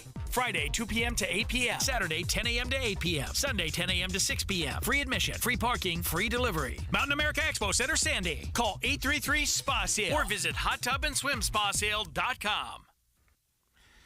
We are grateful to have Russell Fawcett, owner of the Stern team of Omada Real Estate, with us today as we continue to keep an eye on Utah's housing market. Russell, thanks for joining us. Yeah, thanks for letting me come in. It seems like the housing market is really kind of a roller coaster right now. I look at my own home's value, and it's been up, it's been down. What advice do you give to buyers and sellers right now if you're looking to buy or sell with this fluctuating market? Yeah, so right now, I guess for sellers, the key thing right now is to price it right. So buyers are savvy. They know when a property's overinflated. And so for our sellers as well, you've got to make sure you've taken care of your repairs, staging, professional photography. You want to be the best looking home on the market. And then for our buyers, we just want to make sure that they're really looking at their options and exploring, the rate buy downs and getting closing costs paid and really being able to go in and negotiate a fair price today. So for first-time home buyers, I've got kids in that category, or anybody really that wants to buy a home. But what are some key things that buyers, especially first-time home buyers, should be looking at when they're looking for a new home right now? Yeah, I think the biggest thing we talk with our first-time home buyers is you're buying your first home, not your forever home. Mm-hmm. And so we want to go in with expectations that, in order to buy a home that you can afford, because you don't want to be house poor. And so you may have to maybe look at some of the cosmetic things that you can take care of later, but we also want to make sure that they're doing their inspections and their due diligence to avoid big, issues down the road. And so really it's just working with what do you need for right now and having that game plan kind of for the future as well of, what does even the next home look like? Oh, thank you for joining us. Yeah, we've got a few more questions for you if you don't mind sticking around. Get in the zone, AutoZone. Jane has 150,000 miles on her truck, and she's proud of that. Jane's secret? AutoZone, where friendly AutoZoners help her find the right parts. Jane's brother Josh only cares that his car starts and goes, but when it doesn't, he also goes to AutoZone, where friendly AutoZoners help with free services. No hassles, just help. Everything you need, nothing you don't. Get in the zone, AutoZone. Restrictions apply. Why choose a Sleep Number smart bed? Can I make my side softer? Can I make my side firmer? Can we sleep cooler? Sleep Number does that. Cools up to 8 times faster and lets you choose your ideal comfort on either side. Your Sleep Number setting. It's the Sleep Number 4th of July sale. Save over $600 on our King P5 smart bed, our lowest price of the season. Plus, get free home delivery with most smart beds, limited time. All Sleep Number smart beds offer temperature solutions for your best sleep. Check it out at a Sleep Number store or sleepnumber.com today. Emergency traffic brought to you by Mountain America. We still have stop-and-go traffic northbound 15 from 106 South in Sandy up to 33rd South in Murray, as due to a crash near 90th South that just cleared a couple of minutes ago. Another crash at the I-215 South interchange on the right shoulder. And the one that started it all, a disabled vehicle just before the 33rd South exit, is still blocking the right lane and shoulder.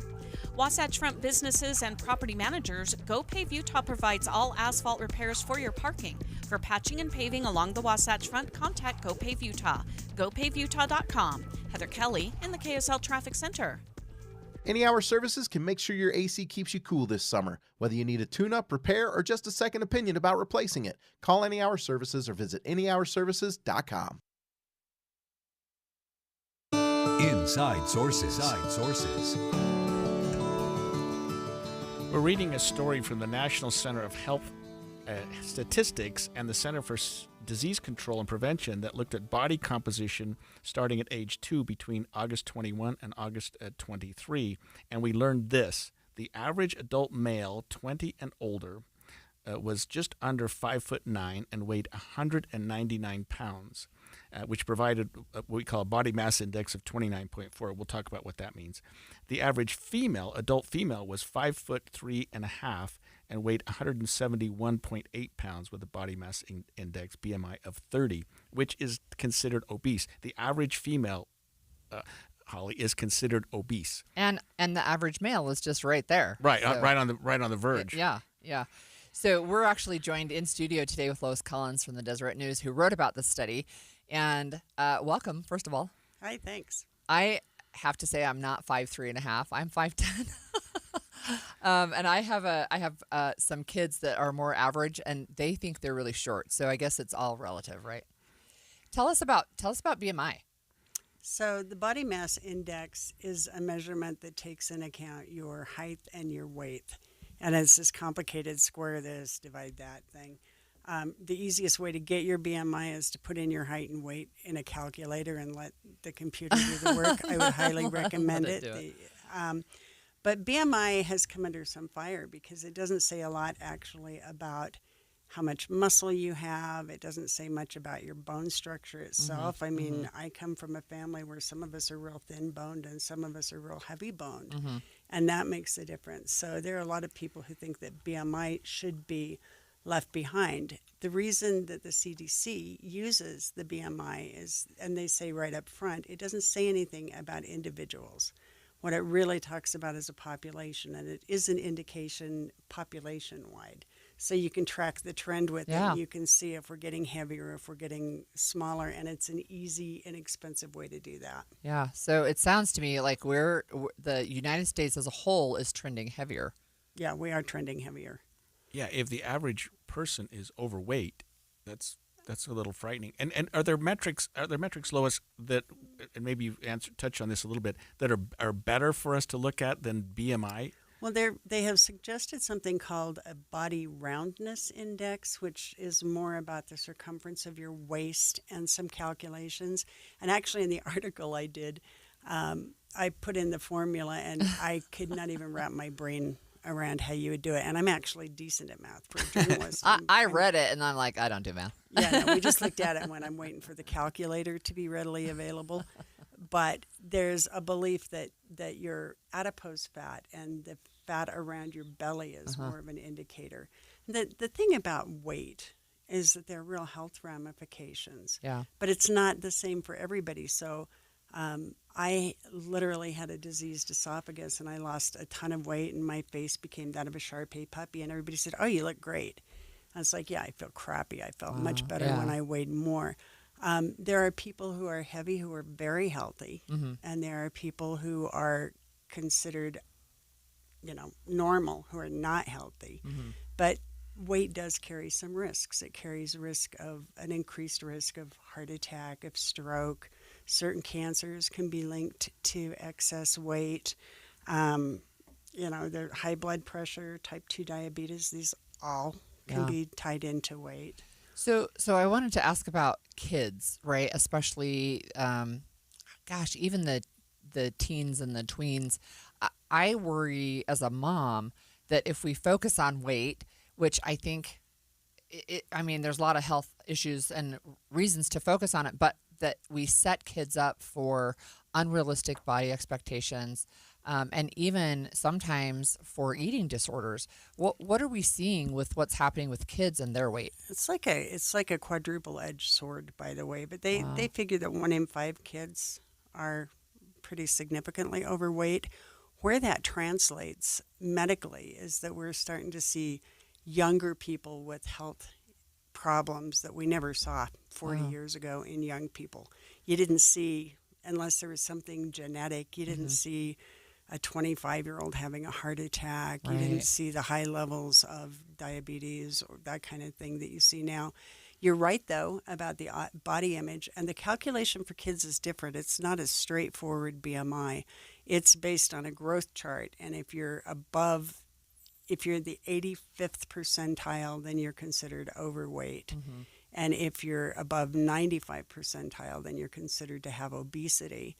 And it's worth watching, but there's no question that kids are more sedentary than they used to be, that they eat more junk food, that there are ultra processed food contributes a lot of to carbs, this. right? There are a bunch of things, and there's a real risk that you could create body image problems. And social media, kids do a lot of comparing themselves to others, and that's hard too. The problem is you can't ignore it either, because 70% of kids who have too much weight are going to carry that into adulthood, and they're going to have a head start on some of the health problems. And so you have to figure out how to deal with it in a healthy way without doing anything psychological, or there's so much that goes into this. And in families, you are genetically the way you are too. In my family, we were divided right down the middle. There were 2 that were shorter and stocky, and 2 that were taller and thinner, and that was just genetically the way we were. Yeah. Is there something about the American lifestyle right now, Lois, that contributes to the sedentary lifestyle and the poor food habits? I mean, because these numbers are concerning, and I'm assuming that they're worse than we've had historically.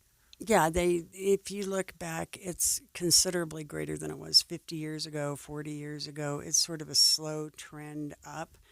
Part of it's the way we eat. Part of it is just our lifestyles. We move so fast, and we do. I mean, if you could take away almost anything I own, but if you take away my microwave, then you're in real trouble, because I will defend that with my life.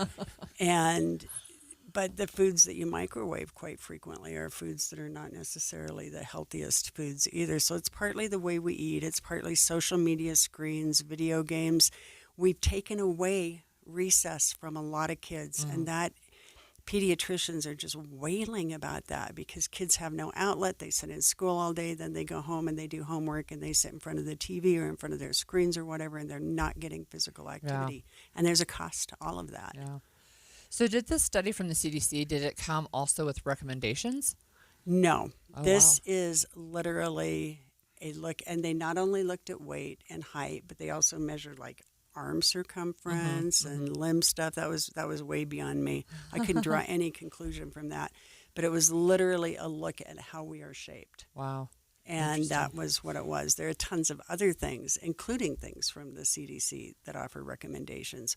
One of the recommendations, enough sleep, healthy food, exercise, getting outside, put yeah. PE back, emphasize physical activity and engagement, and make life fun for kids. And they're going to weigh less because they're going to do more. And it looks like the study was fairly close in terms of between the genders too. Both women and men have seen this increase. It's a very similar. The BMI number was within a fraction. It almost seemed like. It's very, very similar. The difference is height, and part of the reason that women trend a little bit higher and the average woman would be classified as obese is because women tend to be a little shorter, but the weight's about interesting. Par. Do you have any specific stats on Utah? I do not have stats on Utah. They did not break it out. I think with other studies that have been done, we have them, but they're not top of mind for me at the moment. Yeah. I just don't have them off the top of my head. Yeah.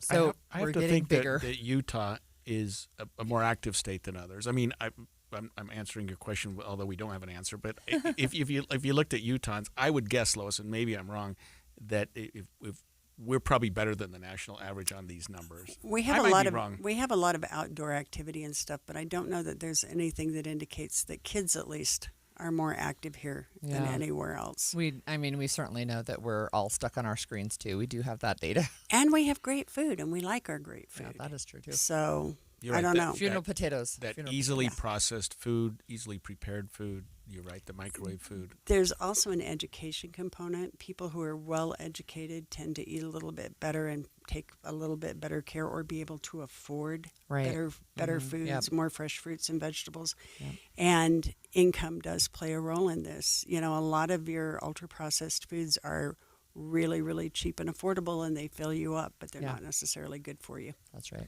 Thanks for joining us. When we come back after the break, has the dream of climbing the corporate ladder died?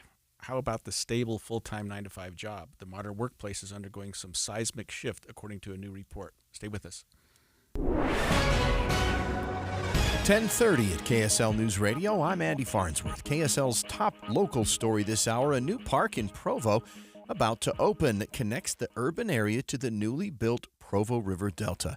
The ribbon will be cut on the Delta Gateway Park at 1 o'clock this afternoon. Doug Robbins is the city's parks director and says the park will be a hub for trails leading in every direction. We're opening a new gateway to natural waterways, wetlands, and wildlife that we didn't have access to before. So we really think that this is going to be a benefit to the quality of life for our residents and visitors of Provo. The new park sits on one of the Utah Lake's river channels, which has been instrumental in the recovery of the June sucker, a fish native to Utah Lake that was facing extinction. The park will have playgrounds for children and parking areas for horse trailers with access to several trails. UDOT and UTA are going over plans to build a TRAX line between Draper and Lehigh, and they're looking for the public to weigh in. As you're aware, this particular area of Utah is really growing quickly. UDOT Trail and Transit Director John Van Jura says the building a light rail between the cities will be it'll be more expensive than a bus rapid transit system, but they think it will attract more riders in the long run. They currently have $75 million from the state to get the project started. There's a virtual hearing on the project today. Our top national story this hour from ABC News. The Census Bureau says the market for new homes has crumbled. Sales of new single-family houses last month came in at a seasonally adjusted annual rate of $623,000, nearly 14% below the April figure and a 7-month low. New home data is closely watched as an indicator of the broader economy. The decline comes despite price cuts and sales incentives offered by builders trying to lure house hunters out of hiding. ABC's Jim Ryan reporting. Your money at this moment, the Dow down 80 points to 43,008. Coming up, we've got a warm coming this week. Today's the coolest of the next several. Weather is next. KSL News Time 10:32.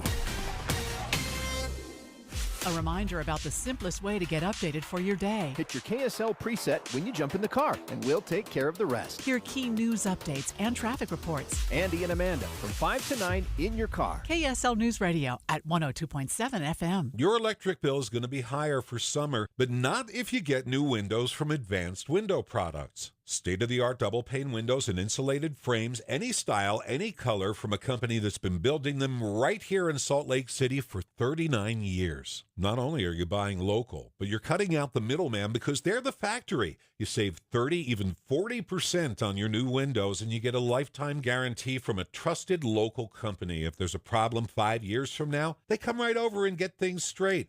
And right now, you can save even more. If you call Advanced Windows for a quote, they'll give you an extra $2,500 off on 10 windows or more. Advanced Windows offers buy now, pay later. They have 60-month 0% financing. They always work out affordable payments, plus $2,500 off. So get your new windows for summer. Make the call now, 801-850-9100. That's 801-850-9100, or you can go to advancedwindows.com.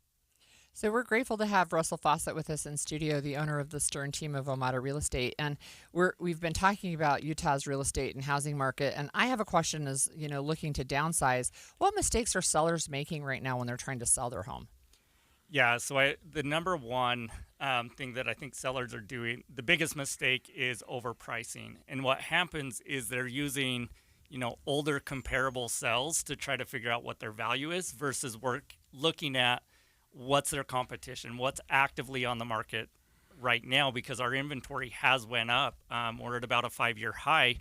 And if you go in with that price of, looking even 6 months ago, you may be overpriced because there's more competition in the market right now. I was listening to my wife and her best friend Russell talk about how to stage a house for sale. Yep. And so you live in a house and it looks like this, but when you're selling a house, it looks like that. Tell our listeners what that looks like. Yeah, so one of the biggest things that we do is we actually give you a staging consultation with a professional interior designer, and we can take it from a soft stage, which means we're just kind of moving some of the furniture, maybe some pictures. Really, we're trying to make it look like a model home. The best way, if you're wondering, like, how should my home look, I say go look at the builder's model homes, walk through them. That's what we're trying to do to appeal to buyers. Oh, that's interesting. Because, they were like taking everything off the walls and don't have any personal photographs. And I don't know. There seem to be all these rules. So we say depersonalize and declutter are kind of the two things that we say. So they did have some sound advice there. I just thought, what are you doing to this house? Yeah. So where can people find you, Russell? Yeah, so the easiest way to find us is to go to www.sternteam.com, or you can simply Google the Stern Team. Thanks. Stick around. Time for another check of emergency traffic on KSL News Radio, brought to you by Mountain America's Double Rewards credit card promotion. Here's Heather Kelly with the update. I-15 as you make your way from 7200 South in Midvale up to 33rd South in South Salt Lake. You have a crash at the I-215 South interchange in Murray on the right shoulder, and then the disabled vehicle right before 33rd South blocking the right lane and shoulder. So it's still keeping traffic much slower than you normally would be. We also have a crash in Utah County on I-15. It's at the exit ramp to 2100 North in Lehigh. Heather Kelly in the KSL Traffic Center. KSL weather today, partly cloudy in the morning, highs in the mid-80s. It'll warm up the rest of the week, though. Highs reaching the high 90s. By Monday, it could be 98 degrees. Right now, though, it's 75 degrees and sunny in Salt Lake City. I'm Andy Farnsworth from the KSL Common Spirit Health Studios. Listen online at kslnewsradio.com. We're Utah's news, traffic, and weather station. The all-new Inside Sources. Inside Sources. Your inside access to the people and policies shaping Utah's future. Here are Greg Skordas and Holly Richardson on KSL News Radio. A new survey finds that a lot of Americans, are feeling pessimistic about their jobs. Details from ABC's Andrew Dimmert. A new report shows more than half of American workers now believe the idea of a stable, full-time job is a myth, including 72% of Gen Z workers. More than 40% of those polled say they now have side hustles or second jobs to meet their financial needs. And while moving up the corporate ladder helps pay the bills, fewer workers these days are interested in taking leadership roles. That was one of the things that was really interesting to me in this study, is that people, they don't want to be the boss.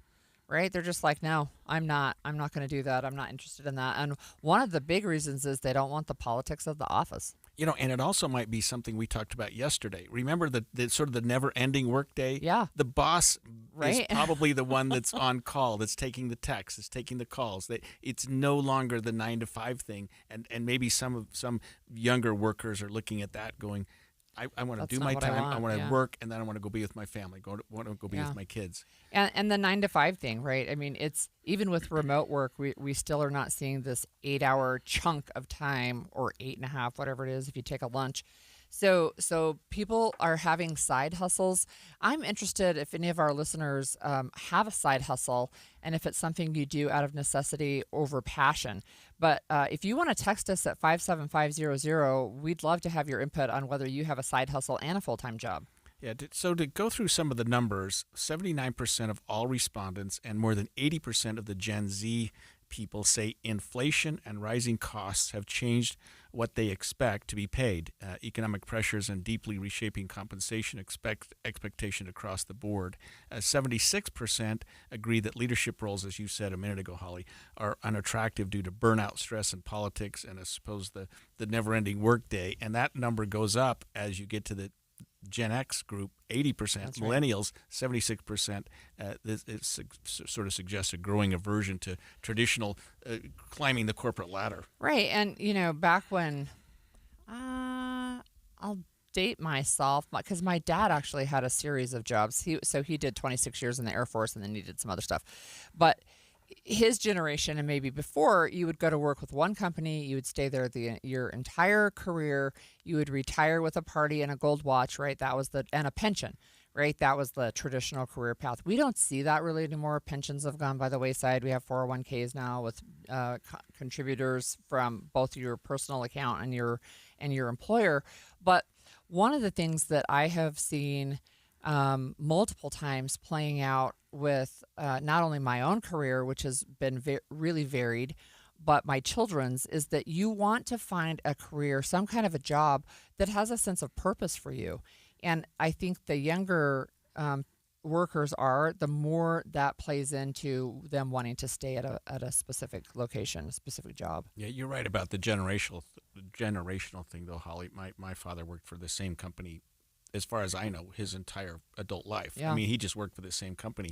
But even our generation, my generation, still looks at, and I think this is something that's going to be dated a little bit. I still have what we call a brick and mortar office. Yeah. You know what I mean? Yeah. My law office. Yeah. I have a downtown presence. Yeah. I drive to work every day. Yeah. I go to the office every day. I have a receptionist and a Right. paralegal and associate, and we all have On a phone. offices. Right. Whereas a lot of lawyers, including some my age, are like, forget that. They Interesting. either work from home or they do sort of virtual offices Yeah. or things like that, where you're not just, I don't know, I guess I've practiced law too long. And by the way, thanks to KSL, I'm bailing out of that, going into an entirely different profession. But I never got away from it. I never could get away from having an office that I would go to and sit at my desk, and clients would come in, you would sit with them across the table. And I think younger people, certainly the younger lawyers that have worked for me, are like, why are we doing this? Right. I can work from home today, Right. and get as and much not only done. that, right, but you save a lot of money if you don't have to pay for office space, right? I mean, from the overall perspective. So certainly the environment has changed, and there are some places where you do have to show up, right? But one of the things I think that's interesting, this made me think of a Gallup poll. They do it every year, but this was done in January. But employee engagement keeps dropping, and by that they mean people who really enjoy being at their work and are engaged. And they look at it worldwide, but it's the lowest level of employee engagement in the last decade, with only 31% of employees engaged, right? So what that means is you've got a lot of people, you have actively disengaged, which are people who are like, I am on my way out of this job. I am actively looking for something else while I'm at work. And then you've got this middle ground of people who are just like, meh, I'm Right. here, but I'm not really engaged, right? And if that goes on long enough, those people are going to change jobs. They're not going to stay. Yeah, and it seems like more of our young people, at least according to this study, work multiple jobs. I mean, they have Yeah. their job, but then they do what you call the side hustle. Right. Some of those are really not so much for income as they are for passion. sense of You know, purpose, like yeah. hey, on the side, I do, I sing at a club or something like that. Right. Or I create some art, which I sell. I do things like that. There are all kinds of things that people do, which makes you think some of these side hustle jobs just don't pay enough. And so you've got to keep your 9 to 5. Yeah, keep your day job. But you've got to get something else going to not necessarily pay more bills, but to give you some sense of purpose, which was something we talked about yesterday as well. Yeah. That young people, or at least people that are working today, was sort of generated to men, the one that we studied yesterday, don't really feel like they have a purpose. They're sort of floating around. Yeah, right. That They're not finding purpose in their work, right? And so I went to look at the people who did the study. There's an organization called Checker. But one of the things that they have for employers is here's some advice and here's what you need to look at if you want to keep these employees. So, for example, one thing was if you have wellness benefits, not only physical, like not only health care, but do you have some mental health things? Do you have an ability to access maybe yoga or, on-site massage? I don't know, but those types of things. And if you're Gen Z, 63% of them say if they had lost those wellness benefits, they'd look for another job. Yeah, and one thing I've learned, to go back to what I talked about earlier, was with the younger people, Holly, we do let them work from home more than we ever have before. I used to think if you're not in the office, you're not doing any work. They've convinced me otherwise. Yeah. And sometimes they'll say, hey, I've got something going on. My dog's sick or my car's having a bad day or whatever. Hey, can I just work from home today? And at first I think, well, that means they're not going to do anything. But the productivity hasn't changed. Now, I hope they're not listening because they're working. But I really find that you can get as much done most of the time if you're just working from home. And the office, the kind of work that I do, lends itself to that. Obviously, if you're working at a restaurant or a right. club I mean, there are some things where you have to be in person, right? But there's a shift that's happening, and I think employers, if they want to keep their employees, need to really pay attention to what's going on. Yeah, I want to follow up with the Stern team when we come back and get more information about buying and selling a house, especially given the current real estate market, which is just going up and down and up and down. We'll be back with that after this break. You trust us for news and information in your car. Now trust us at home. KSL News Radio has you covered, keeping you informed on the latest breaking news, weather, traffic, sports, and more. Listen on your Amazon Echo or Google Home device. Just say, Alexa, open KSL News Radio. Or listen on the KSL News Radio Listen app. Text the word app to 57500. KSL News Radio. We have you covered. Every 2 minutes, an American is sexually assaulted. The majority of victims know their attacker. It could be your friend, your neighbor, or someone you met at a party. If you said no, it's rape, and it's a crime. This is Christina Ricci with RAINN. Call the National Sexual Assault Hotline today at 1-800-656-HOPE or visit rainn.org. That's RAINN.org. Brought to you by RAINN and this station. We're back with Russell Fawcett, owner of the Stern team on Omada Real Estate. Russell, I have to ask another question that's torturing the people, at least in my neighborhood, which is this. What can a person, a seller, expect as a reasonable time to have a home on the market? I mean, the old, maybe the new days of, hey, we can sell your home in 2 weeks. Should people just say, okay, I need to settle in, it's going to be X period of time? Yeah, so across the Wasatch Front, this is a number that we actually watch very closely every single week. So we're at 54 days from the time they go on the market till the time they go under contract. Now, if you're in kind of a lower price bracket and you are one of the nicest homes that's priced well, you can still definitely see a 2-week sell. But if we're talking about averages, you're looking about 54 to 60 days. Yeah, that's about 2 months. Interesting. Yeah. So I understand you have a great app that can really help people stay up to date with the houses on the market, right? Which is back to your conversation about looking and knowing what's on the market right now. What else can that app do? Yeah, so the reason we came out with our app is we found that people like to do their research there first. And they also like to kind of watch the market, what's going on. And so there's 4 things that our app does. And the first one, it allows you to get your home valuation. So without having to call in, talk, you can put in your information and, you can get the value. So you can watch that. Is it going up? Is it going down? Then you can also search all the available homes. So whatever's on the market, you can actually text text us and say, hey, I have a question about this, but you can do it all through the app. Then as you get a little bit more serious, we have a mortgage calculator. So if you're like, hey, I like this home, you can punch in those numbers, find out what that's going to cost you. Then the other piece that we're really excited about is we actually have all of our pre-vetted home professionals on there. So if you need a painter, if you need a plumber, if you need an electrician, as opposed to, just Googling it and trying to figure out someone, these are people that we work with day in and day out. And so if they're on there, we've had a good experience with them. And so that's why we wanted to bring it, to our clients and to the consumers. And tell our listeners where they can find the true value of their home. Yeah. So on that, you can visit sternteam.com, or as we just talked about, you can download our app, and that's Omada Real Estate. We'll be right back. Get in the zone, AutoZone. Jane has 150,000 miles on her truck, and she's proud of that. Jane's secret? AutoZone, where friendly AutoZoners help her find the right parts. Jane's brother Josh only cares that his car starts and goes, but when it doesn't, he also goes to AutoZone, where friendly AutoZoners help with free services. No hassles, just help. Everything you need, nothing you don't. Get in the zone, AutoZone. Restrictions apply. Every success you've had began with a great opportunity. Now there's another one. Last aid year, University of Maryland Global Campus awarded over $21 million in scholarships to qualified students, including community college students, service members, veterans, and working adults.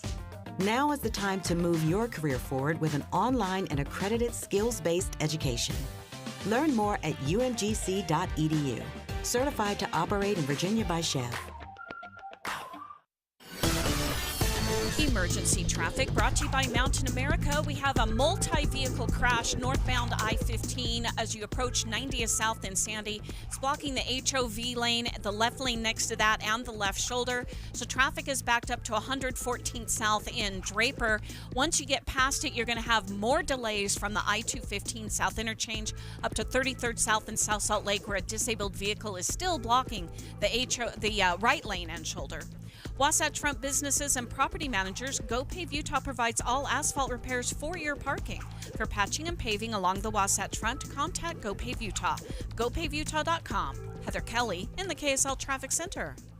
If you're ready to buy a home or sell a home and you're worried about the current real estate market because of what you've heard from some of your friends or family, well, we're here to tell you that you really shouldn't be worried, because now is a great time to buy and sell with our friends at the Stern Team, powered by Omada Real Estate. And here's why. Buyers have more options due to increased inventory, which gives them the power to negotiate for repairs, interest rate buy-downs, and closing cost assistance. While at the same time, sellers are still getting top dollar for their homes, with home values that are higher today than ever before.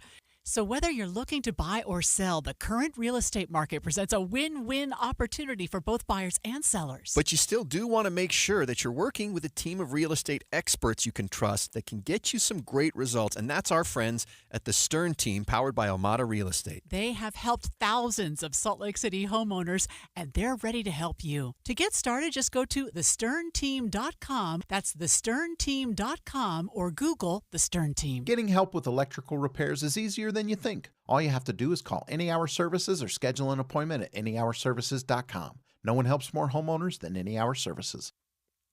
The new Inside Sources.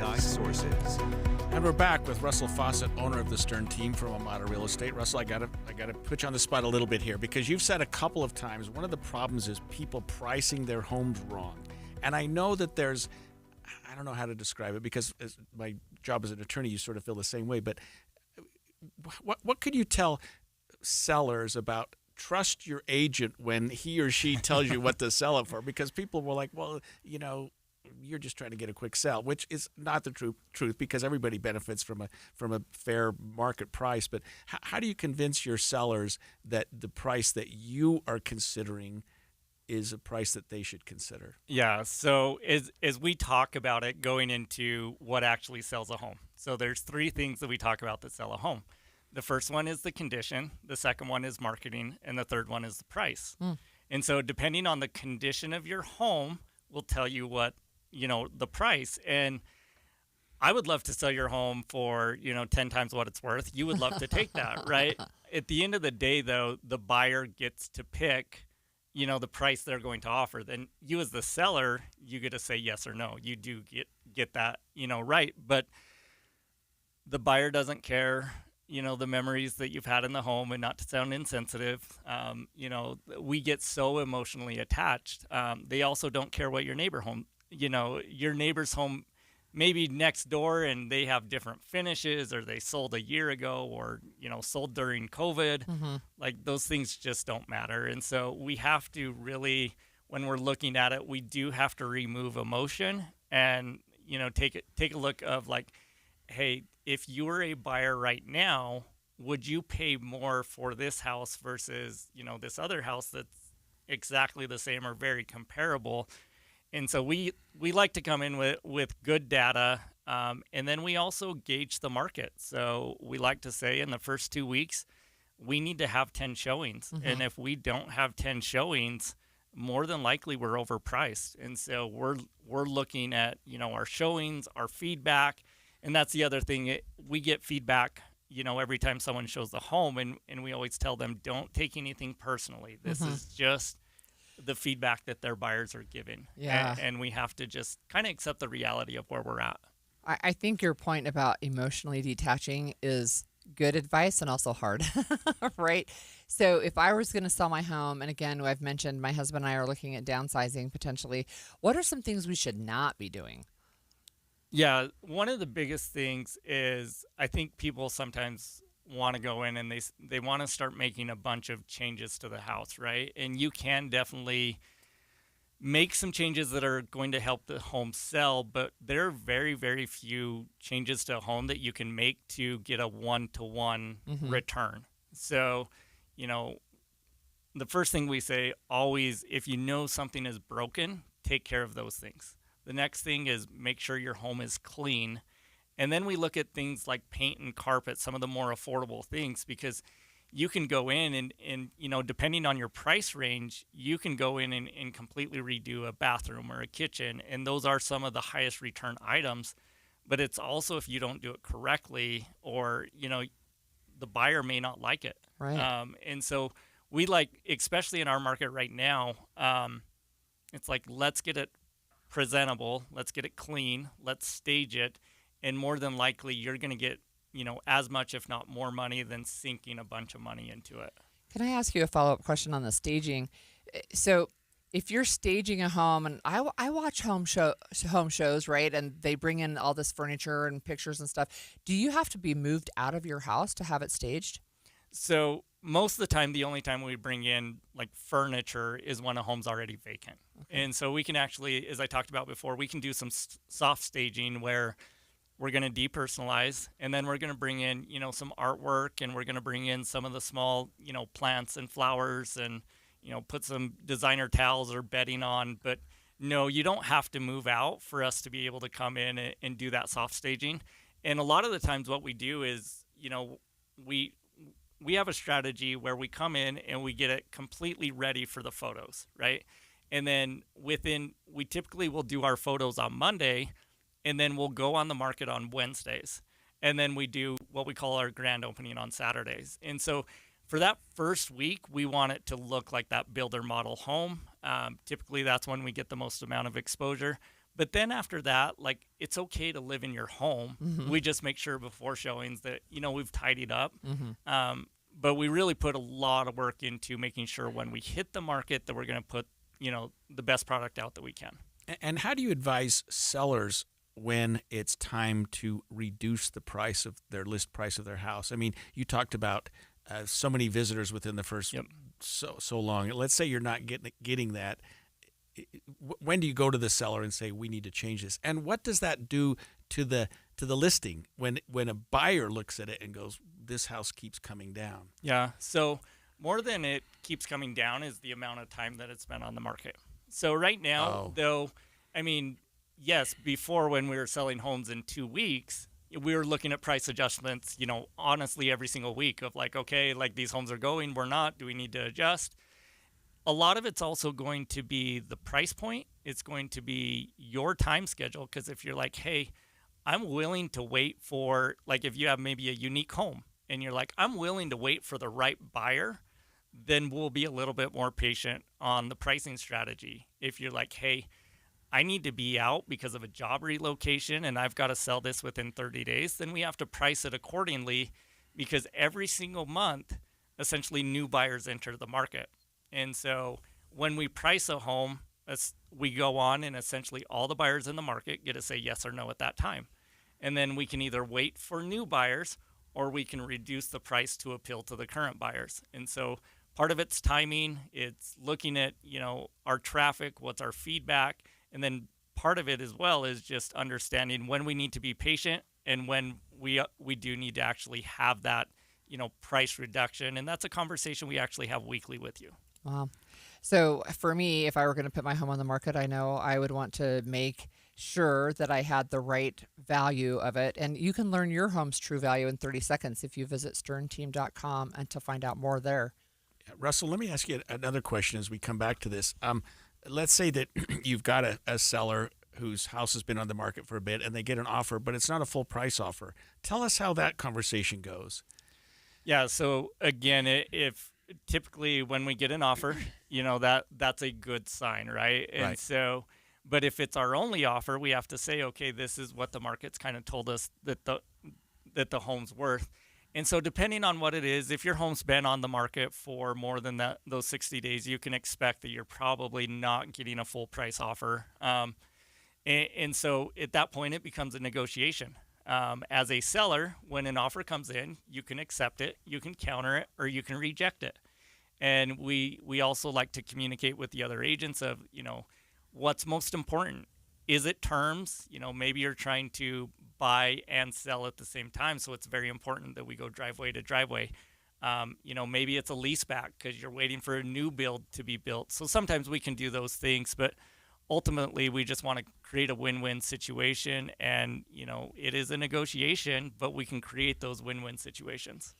We've been talking with Russell Fawcett from the STRM team of Amato Real Estate. Coming up, we're talking municipal elections, this time in Utah.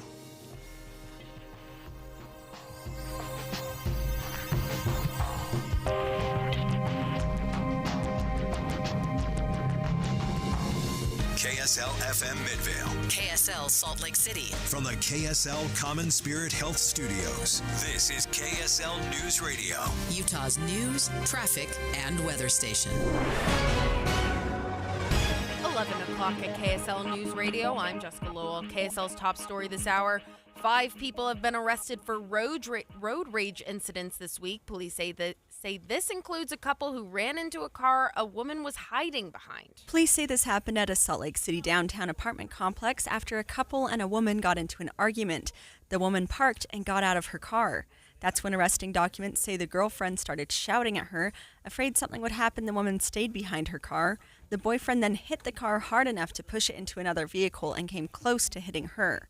After that, the couple left the lot. A Salt Lake City police officer was on the phone getting the car's description when he saw them driving right past. He was able to arrest them soon after. Brianna Willis, KSL News Radio. Our top national story this hour from ABC News. President Trump says that the U.S. and Iranian officials will talk next week. Iran has not acknowledged any talks taking place over the next week. And President Trump also met with Ukrainian's president at the NATO summit. President Trump says President Zelensky and Ukraine are fighting what he called a brave, tough battle against Russia. The Ukrainian leader said on social media he discussed with President Trump a ceasefire with Russia and how to achieve a, quote, real peace. I took from the meeting that he'd like to see it end. I think it's a great time to end it. I'm going to speak to Vladimir Putin, see if we can get it ended. The president was asked if he's willing to send Ukraine Patriot missiles. We're going to see if we can make some available. Karen Travers, ABC News, Washington. Your money at this moment, a mixed day on Wall Street. Dow down 133 points, NASDAQ up 51.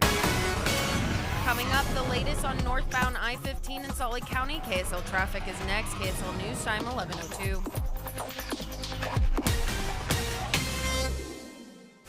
The sources where we get our news matters. When you listen to Utah's Morning News, we want you to feel the stories are important to you and trustworthy. This is Amanda Dixon. And I'm Andy Farnsworth. Join us weekday mornings on KSL News Radio. Transform your old, outdated kitchen with Half Price Granite. For a limited time, Half Price Granite is offering special pricing for a summer sale, starting at $20 per square foot installed. That's lower than most big box stores. These prices are some of the lowest around. Granite, quartz, marble, and quartzite, all starting at $20 per square foot installed. Call 801-486-1700 or visit halfpricegranite.com. Half Price Granite, affordable luxury. The IRS finally caught up with Louie. I hadn't paid my taxes in 8 years. I owe the IRS a lot of money. Louie was in deep trouble. We're going to take your house, put a lien on your bank account, garnish your pay. They don't care. They're going to take your paycheck. Louie found out about Optima Tax Relief, the leading tax resolution firm. A-plus rated by the Better Business Bureau, they've resolved over $1 billion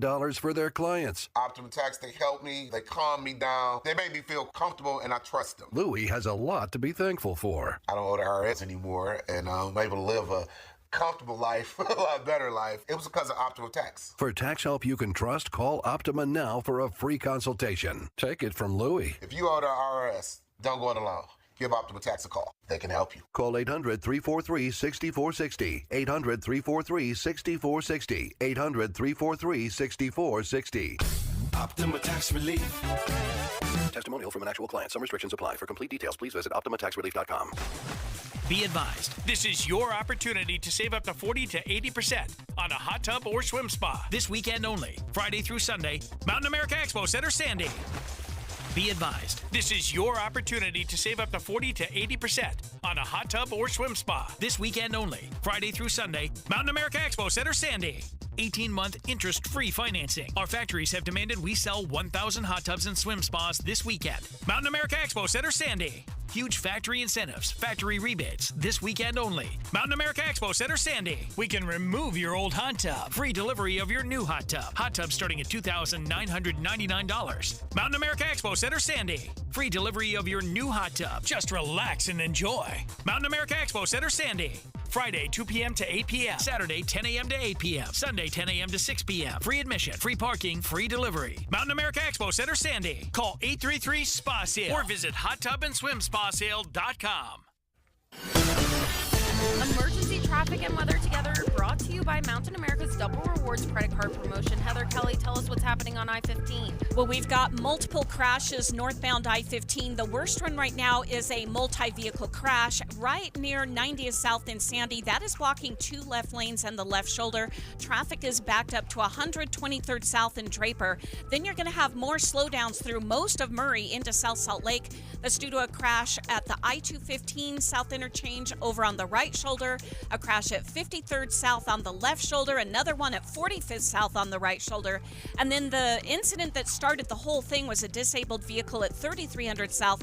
That just cleared about 4 minutes ago, but it had been blocking a right lane. While you're planning your day, plan for comfort too with the Good Feet store. Find the location nearest you at goodfeet.com. Heather Kelly in the KSL Traffic Center.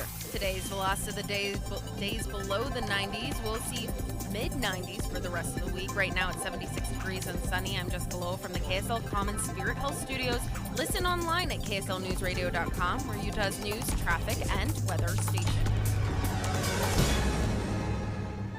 The all-new Inside Sources. Your inside access to the people and policies shaping Utah's future. Here are Greg Skordas and Holly Richardson on KSL News Radio. We talked earlier this morning about the New York City mayoral race, and that's because in off years like this, when we don't have the general election, the presidential election, or even the midterms, which we'll have next year, a lot of municipalities, a lot of states hold their municipal races, and Utah's no exception. Right. And you and I, being political nerds that we are already looking forward to these and looking ahead, I should say. But there are municipal elections going on in a lot of our cities here in Utah. Some mayoral races, city council races, and I'm told, reading here, that Salt Lake County and some cities like Salt Lake City and Mill Creek are using ranked choice voting. I'd like to talk to you about that a little bit. Some fairly significant mayoral races, but the sign-up period, the filing period has come and gone for a lot of these. So we kind of know Almost all. Yeah, we kind of know who the candidates are right now. Yeah, that's right. So let's just set it up just a little bit because we are political nerds. But the municipal election will happen in November. The primary will happen on August 12th for everybody who's voting except for the 4 municipalities who are doing ranked choice voting. And they just vote in November? No, they actually will have their filing period on August 12th, which is the same day that the primary election is for all the other ones, right? Because they have an opportunity to say, all of these candidates are going to go on the ballot in November, and then it's the person who comes out on top, right? We talked about that a little bit. So everybody will have a chance to rank their choices, whether this is my first choice, and if that person doesn't win, then this is my next choice. So that is, we did it as a pilot project in the state of Utah. Municipalities were able to opt in. That goes away after this election cycle, but still this year there are 4 municipalities that will do that. But except for those 4, everybody has already filed. Everybody has already, the stage is set. And one of the things that I think when we had Lieutenant Governor Henderson on, our very first day of the show, actually, she reminded us that there is a new law now that the ballot has to be in hand by the time the polls close on Election Day. So what that means is if you haven't mailed your ballot, you can't guarantee that it's going to get there on time. You have to make sure that it's either given to a drop box or you mail early. But if it comes in after, it's not going to count this year. So if you're assuming that the mail's going to take 3 days, and so you mail it 3 days in advance, and it doesn't arrive at the clerk's office, it's not going to count. Yeah, that's right. But like you said, virtually all of the clerk's offices, maybe all of them, have drop boxes outside. They have drop boxes, and in fact, if the municipalities, they even have cameras and stuff. But in my municipality, they'll have people who wait there. So, like if you're in line at 8 o'clock, they'll still let you drop your ballot, but then they're there to take it, and they'll go down and do the counting. Hey, before we talk about some of the candidates, I want to go back to something you just said. The ranked choice voting is a pilot program that ends after this year, so we won't be doing that unless the legislature decides it's a great idea. That's correct. Yeah, they no longer think it's a great idea. Oh, they don't? Right. Okay. So it used to be a little more popular on the Republican side, and then there were some elections where the results didn't turn out the way some people were hoping, and so then the whole mood shifted, and so we're moving away from that in Utah as well as other places. We've got a couple of larger cities, especially along the Wasatch Front, where there are some significant races, and I don't know, Holly, you've kind of gone through a lot of these, but some of them are contested. Some are contested by a number of candidates, right. And there are a couple where there's no contest. Right. But are there a couple that are sort of striking you as particularly interesting and that you're going to be watching? I know you're going to be watching all of them because I know you. It's always interesting, right? It's always interesting. So I'll give you a couple of examples, but in Sandy and in Provo, those 2 races have an incumbent mayor who is running for re-election, and they have 4 or 5 other candidates running. So what will happen in the primary is that those numbers will be winnowed down to just 2 people, the top 2 that come out of the primary. So in a situation like that, what typically happens is it favors the incumbent. And here's why. Because the people who are voting for someone other than the incumbent have already decided they don't want to support the incumbent. But if you're splitting those people 4 ways or 5 ways, right, then that leaves a bigger pool to vote for the incumbent. And so that's just one thing to watch. So the primary would then whittle it down to the top 2. Top 2, yeah. So municipal races in Utah are nonpartisan, so there are people certainly who can be part of one party or another. In fact, there's some controversy down in Utah County about this right now, and Senator Mike McKell penned an op-ed for the Daily Herald, which is the local paper down there, saying, hey, we should not do pay-to-play, because what they're saying is if you pay us $50, we'll consider endorsing you as a Republican Party. And Mike McKell saying you can't do that. Yeah, I'm looking Shouldn't at do that. You mentioned Sandy City. I'm looking at the incumbent is running. She faces 5 challengers, and within that city council, there are 12 candidates for 3 seats. I mean, that's a good thing. I mean, I like the fact that people are willing to run, people are willing to put their name on the ballot. And city council, city mayor, those kind of things are exciting. I've always run for positions that were a little bigger than that, where you got to show up at the events and go through the conventions and all that kind of stuff. But it's encouraging to me as a political junkie and a former politician to see a number of people jumping into the fray. I know these incumbents are not, they're saying scored a quit talking. Yeah. But to me, I think it's encouraging. I think it's good for our democracy. It is, and municipal elections are where people. It's really local, right? So all politics is local, but municipal elections are really local, and so you'll have. Sometimes tempers flare. Sometimes friendships actually are ruined, and that's sad to me because it's politics. But friendships can be so damaged in some of these races that they just don't recover. It feels like. So I would encourage all candidates and their supporters to please keep things positive. Right, run on what you bring and what you have to offer, and keep things positive and above board. But again, these municipal elections, they really can be fun. And so we have some cities, too, where there's only 2 candidates or 1, as you mentioned, which means if there's nobody else on the ballot, they won't get a primary ballot. So it's not that the county clerks forgot to send them. It's that there's no primary because there's only 2. Can we talk about one race in particular? Sure. Okay, so I want to go to Provo. The incumbent mayor, Michelle Kaufusi, has served since 2018. She's running for a 3rd term. I would say popular, very popular. Seems to be. She's running against several people, Eric Much, writer Thatcher Elaine Longman, and former Utah Representative Marcia Judkins. I mean, that seems to be a fairly formidable group of candidates running against her, just from on its face. Yeah. So Mayor Kaufusi is actually the first female mayor of Provo, and I don't know if you remember who her predecessor was, but John Curtis. That's right, yeah, it's John right. Curtis. Yeah, so he's currently serving in the U.S. Senate. So one of the issues again that you're facing is you've got people who have both been elected. So I would say Marcia Judkins right out of the gate is going to be her strongest opponent. I don't know that for sure, see no data, and I don't know all the players, but. Marcia Judkins represented Provo, or part of Provo, as she was a state representative in Utah's Capitol Hill. And so she is running to represent, as she has said, more of the west side. And I think Mayor Kaufusi is going to probably be focusing on economic development. She has been able to expand the airport. We had her on her show, and she talked about Flush Fest and the toilet paper cutting, which they actually did use toilet paper to open, for the grand opening of this new wastewater treatment.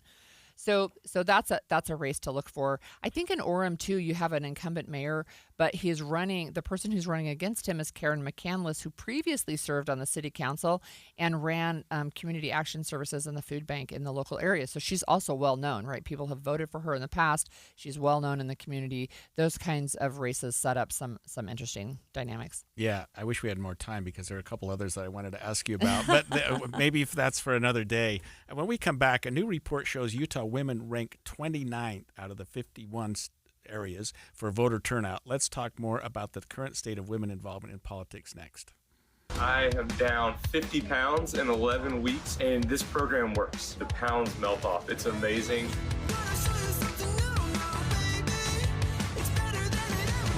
Get in the best shape of your life with SOTA weight loss. Just 3 weeks in, and pounds are dropping off very quickly. I am down 26 pounds in 3 weeks. Your summer body starts right here because SOTA's summer savings are on. Every single day, SOTA weight loss is helping people let go of the weight without drugs, without hunger, and the weight stays off. I tried other things, came to SOTA, just amazing. I started on SOTA 8 months ago, and I have released 80 pounds now. Summer savings. Stunning results only at SOTA Weight Loss.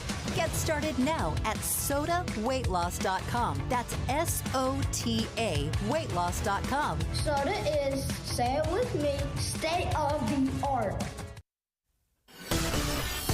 Emergency traffic brought to you by Mountain America. Our biggest delays are northbound I-15 from 123rd South in Draper to just before 90th South in Sandy due to a multi-vehicle crash still blocking the 2 left lanes of the freeway.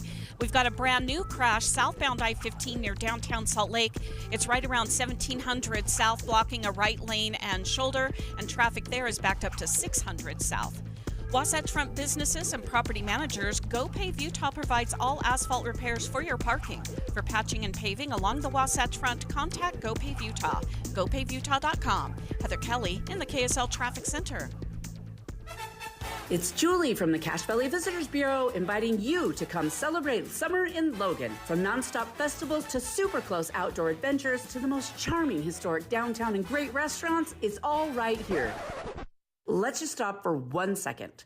I don't know why everyone who lives in Salt Lake thinks it takes 3 hours to get to Logan, but unless you're dragging a handcart, it'll only take you 1 hour and 20 minutes, so just get in your car and get up here.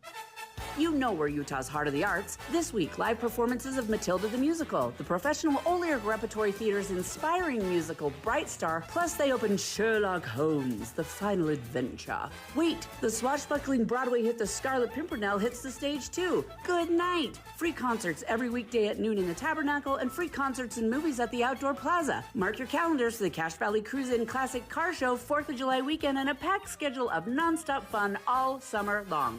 ExploreLogan.com.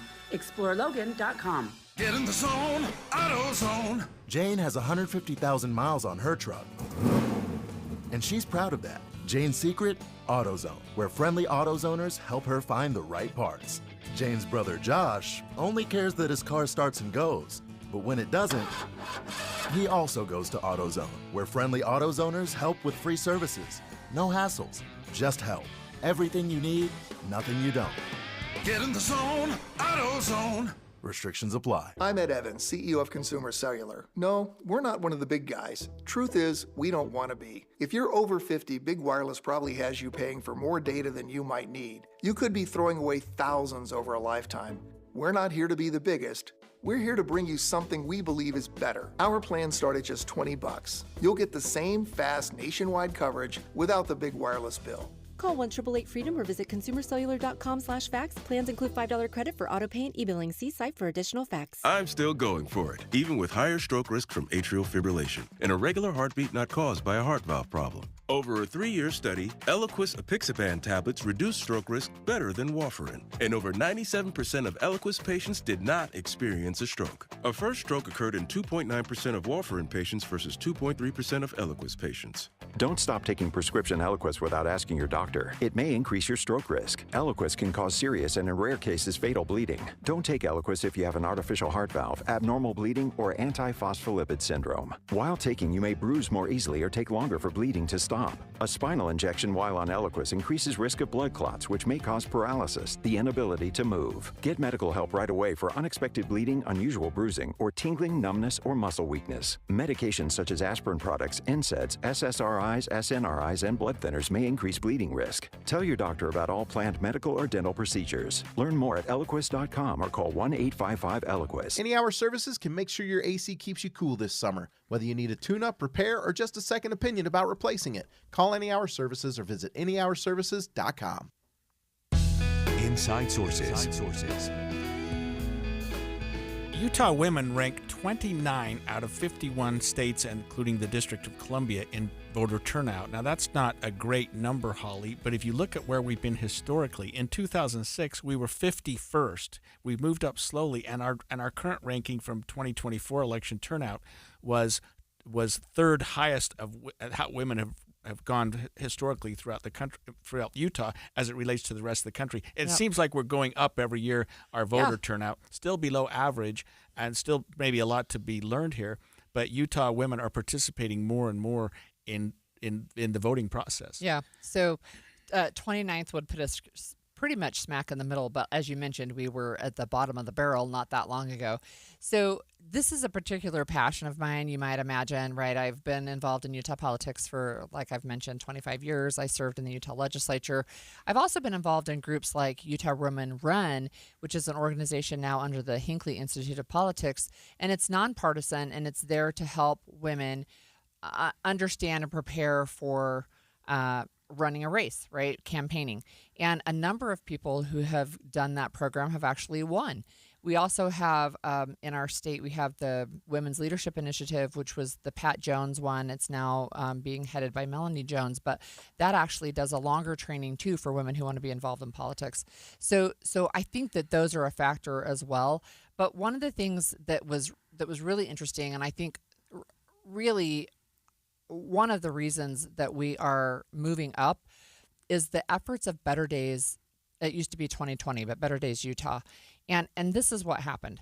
So I have a friend who started, she went back to school after she had her kids, and when she was doing some research on Utah, she realized that Utah actually had a really strong history of women involved in politics at the beginning. And then we kind of lost that. And so we have some famous people. We have Seraph Young, who was the first woman in the nation to cast a vote.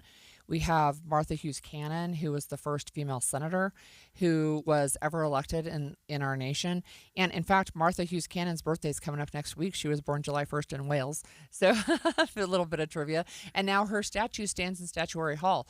So we had lost some of those stories. And so the Better Days 2020, as we were hitting the 100th anniversary of women getting the right to vote across the country, really wanted to focus on women's involvement in politics and really started to elevate the conversation. I would say this, just for the edification of our listeners.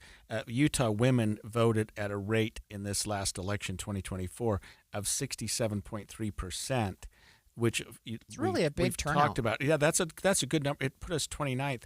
But Utah men voted at a slightly lower rate, 66.5%.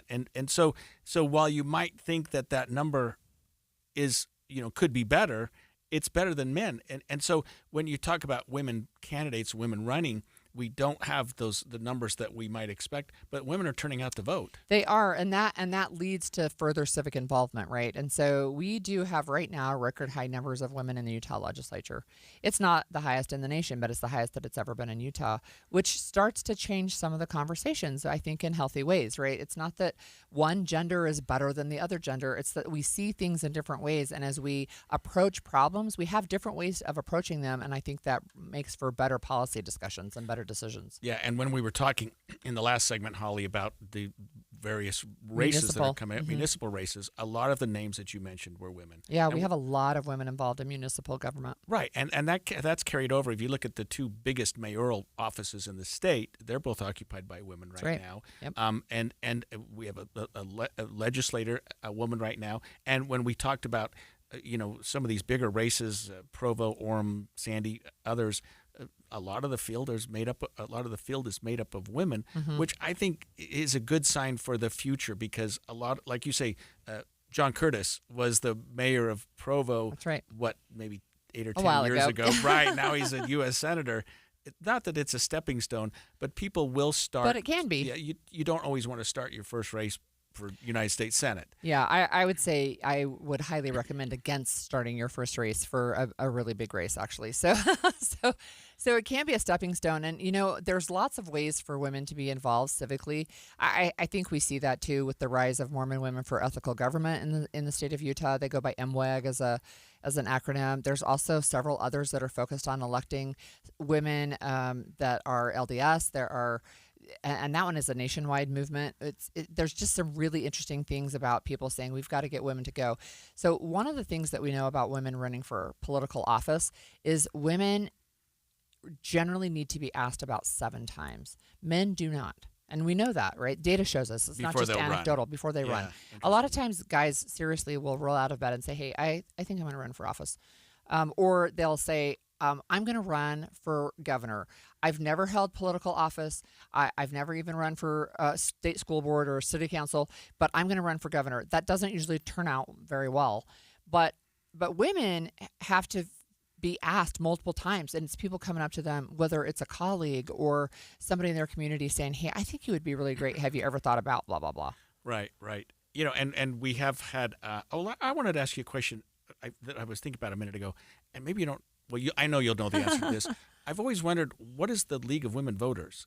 So the League of Women Voters is actually a national organization. We have Utah League of Women Voters, and it is exactly what it sounds like. I want you to finish, but it seems like they take the fore sometimes. They're the lead plaintiff in some lawsuits regarding voter distribution and things like that. So tell me more about them. So they're a nonpartisan organization that has existed for a really long time. I think it might be 100 years. I think they were founded the year that suffrage was ratified, so 1920.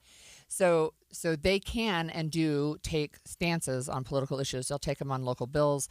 They have taken them on political issues. MWEG took a stand on I think it was the redistricting bill. Yeah, I think they're one of the plaintiffs. Yeah, one of the plaintiffs, right? And just saying, hey, look, we passed this initiative. The citizens said we want this redistricting commission, and then you didn't take any of the advice that came from the commission. Which makes me wonder if it is a more Democratic-leaning organization. But you say they're nonpartisan. They really are, and I've been to multiple meetings with the League of Women Voters, and I've gone to the annual conference of MWEG several times, spoken there several times. They really are nonpartisan, and it depends on who you're talking to, right? So if you're in a state like Utah, people say, oh, well, you must be left-leaning. But if you're in a state like Massachusetts, they say, oh, Mormon Women for Ethical Government, you must be right-leaning, right? And so sometimes there's some of that, right? But it's really just women who want to be involved civically. And I really am encouraged to see these numbers, because I got involved in Utah politics in 2000. And so if our low point, if we're number 51 in 2006, I was already heavily involved in politics. And so I've really seen an increase just kind of up close and personal, and it's really encouraging. And what can you tell us about the Utah Women in Leadership Project? It seems like they're pretty active in a lot of things right now. I see things from them that I hadn't seen. Right. So this is a study that came from them. This is Susan Madsen's organization. She leads it. It's housed now at Utah State University. They don't take political positions as far as like, hey, we think you need to pass this type of legislation. But what they have done is do a lot of research to say, look, this is where Utah stands as far as it goes with its women. And one of the things that Susan has done with her organization is create a sister organization called Boulder Way Forward. And they're really focused on trying to move the needle faster than would happen organically in areas like domestic violence and sexual abuse of women and children, and political participation in, boards and commissions, which is another way to be civically active. I mean, there's a lot of different areas there, aging and wellness and those types of things, educational level for women in Utah. And women in Utah educationally, we kind of defy the national norm. We get fewer advanced degrees than men in Utah, but the reverse is true nationally. So that's what they do. Yeah, and I was going to end this segment by encouraging more women to get out and vote, but they're already beating the men. Well, keep doing it. I mean, we'll encourage you, but man, you got to pull up the slack here too, because you're behind. Yeah, we need more. Both nationally and locally, more women as a percentage vote than men. Interesting. Well, when we come back after the break, Holly, I want to go back to where we started, or at least one of our earlier segments, which is the whole issue happening in the Middle East right now. And I want to talk about what's happening right now at NATO, because they're addressing that now too, and our own president is there speaking. We'll be back after the break to talk about what he's speaking about or what NATO's considering. 11:30 at KSL News Radio. I'm Claire Scott. KSL's top story this hour.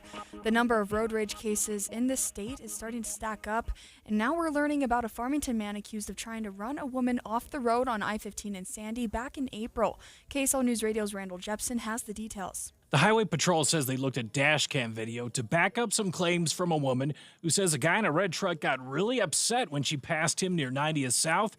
He then drove up next to her, swerved, trying to run her off the road, even made a throat-slashing gesture. Court documents go on to say the guy in the truck then pulled up in front of the woman and hit the brakes. The Salt Lake District Attorney is charging Stephen Holliday with multiple felonies, including reckless driving. Our top national story this hour from ABC News. Videos are popping up online of Elon Musk's new robo-taxis having issues on the streets of Austin. Elon Musk's self-driving robo-taxis have been running around Austin, Texas in test runs only a few days. Already there are videos on social media showing a few of them braking suddenly or going straight through an intersection from a turning lane and driving down the wrong side of a road. Federal regulators are looking into it. Many other videos show the robo-taxis operating perfectly. Each car still has a safety monitor, a Tesla employee riding in the passenger seat. ABC's Chuck Sievertson reporting. Your money at this moment, the Dow is down 132 points. The S&P is flat. And coming up, warm temperatures and sunny skies. KSL weather is next. KSL News Time, 11:31. Mornings are for recharging. And they're for starting your day right. We volunteer to join you in the car. Get news and weather at 102.7 FM during the most important part of your day. Andy and Amanda, each morning between 5 and 9 on KSL News Radio. It's Jeff Jr. from Trajan Wealth, and I've got something important to talk to you about, your 401k. If you have changed jobs, there are two very important considerations. You don't want to leave your 401k behind, and you don't want to roll it over into your new company plan without consulting Trajan Wealth first. 401ks will often have limited investments or age-based options. Since companies have to make choices to suit all employees, they may not be suited to you, which could cost you fees and money. When you roll over your 401k into an IRA, you not only keep your money growing tax deferred, but you also gain access to a world of investment options specifically designed for you. Trajan Wealth and our fiduciary advisors have helped thousands, and we can do the same for you. Call Trajan today at 801-899-7600. 801-899-7600. Advisory services offered through Trajan Wealth LLC, an SEC registered investment advisor. Hey, summer's here and only getting hotter. Better save now on a new day and night heat pump and air conditioning system. Keep cool with a new day and night heat pump and air conditioning system surpassing the new federal standards. It's easy, eco-friendly, and affordable. For example, select a low-interest financing plan on approved systems and combine that with tax credits of up to $2,000. Go to dayandnightcomfort.com for a day and night elite dealer near you. The difference is day and night. It's no baloney. Proper window installation makes a huge difference. Hi, this is Jason. And Kathy of Window World. Hey, anybody can bust out your old windows and slap in the new ones and leave you with a mess. Our in-house installers are thoroughly trained to expertly install, seal, and trim your new window. And they clean up afterwards. Our windows have a transferable lifetime warranty. And we warranty the installation, too. Call Window World at 281-8111. Window World. And as Doug always said, that's no baloney. Get in the zone, AutoZone. Jane has 150,000 miles on her truck, and she's proud of that. Jane's secret? AutoZone, where friendly AutoZoners help her find the right parts. Jane's brother Josh only cares that his car starts and goes, but when it doesn't, he also goes to AutoZone, where friendly AutoZoners help with free services. No hassles, just help. Everything you need, nothing you don't. Get in the zone, AutoZone. Restrictions apply. When you switch to Progressive, you could save bundling your home and auto. Then you could put that money towards some of the surprisingly more expensive things in life. May I help you? I just wanted to request a late checkout, please. Of course. That's $30 per hour for up to 4 hours. Huh. Okay, but if you can offer a late checkout, then that probably means no one is staying in that room. So if it's empty, maybe I can just stay a few extra hours. Oh, aren't you adorable? Life costs a lot, so bundle and you could save with Progressive. Progressive Casualty Insurance Company, affiliates, and other insurers. Not available in all states. Emergency traffic and weather together, brought to you by Mountain America's Double Rewards credit card promotion. Here's Heather Kelly. Longest stretch of delays are northbound I-15 from 123rd South in Draper to just before 90th South in Sandy, where a multi-vehicle crash is still in the cleanup stages. The good news is it's been moved over to the left shoulder. Originally, 2 left lanes were blocked. Another multi-vehicle crash southbound I-15 approaching 21st South in Salt Lake is blocking a right lane and shoulder. That has traffic backed up into downtown. And another multi-vehicle crash on the 201 freeway westbound at 3200 West is over on the left shoulder. That one is not causing delays. Heather Kelly in the KSL Traffic Center. A high of 86 with mostly sunny skies today. We're back to the 90s tomorrow with a high of 94. Those temperatures stick around through the weekend. Right now it is 77 and sunny. I'm Claire Scott from the KSL Common Spirit Health Studios. Listen online at KSLNewsRadio.com. We're Utah's news, traffic, and weather station. The all-new Inside Sources. Your inside access to the people and policies shaping Utah's future. Here are Greg Skordas and Holly Richardson on KSL News Radio. Can I just tell you, Holly, how grateful I am that we haven't donated a segment so far on Sean Diddy Combs? I have to look at his mug on TV and the lawyers and everybody's going on. It just... Anyway, not here in Utah, but we are going to go to The Hague in Netherlands and talk about what's happening with NATO right now, because they've been meeting and talking, and not the least of which they're talking about the way that the United States handled the issue in Iran, what we're doing moving forward, and sort of the reports that we're getting about the U.S.'s quote total obliteration. This is ABC News chief White House correspondent explaining that. President Trump defending his strikes against Iran, insisting their nuclear sites have been completely destroyed. I believe it was total obliteration. I believe they didn't have a chance to get anything out because we acted fast. But sources tell us a preliminary Pentagon report indicates at least 2 of the Iranian nuclear facilities targeted were not completely destroyed, and that Iran's nuclear program was only set back by a few months. Yeah, I mean, that remains to be seen what happens there. Yeah, they really got upset, too, at these reports, right, coming out. And I actually listened to some of the press conference that they held in NATO, and Defense Secretary Pete Hegseth stepped to the mic, and he was really defensive. Why is there low confidence? Because all of the evidence of what was just bombed by 12 30,000-pound bombs is buried under a mountain, devastated and obliterated.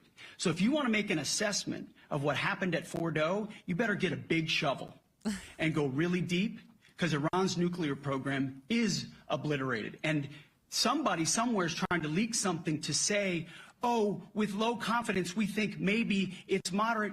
Those that drop the bombs precisely in the right place know exactly what happened when that exploded. And you know who else knows? Iran. So I don't disagree that Iran knows what happened. However, so it's their own intelligence people saying, hey, we don't think the damage is quite as bad. Yeah, so you have to take it with a grain of salt. But obliteration seems to be the word of the day. It does. And Pete Hegseth is walking lockstep with Donald Trump on that particular issue. Trump did say he was going to meet with Iran next week and said that the nuclear deal was not necessary.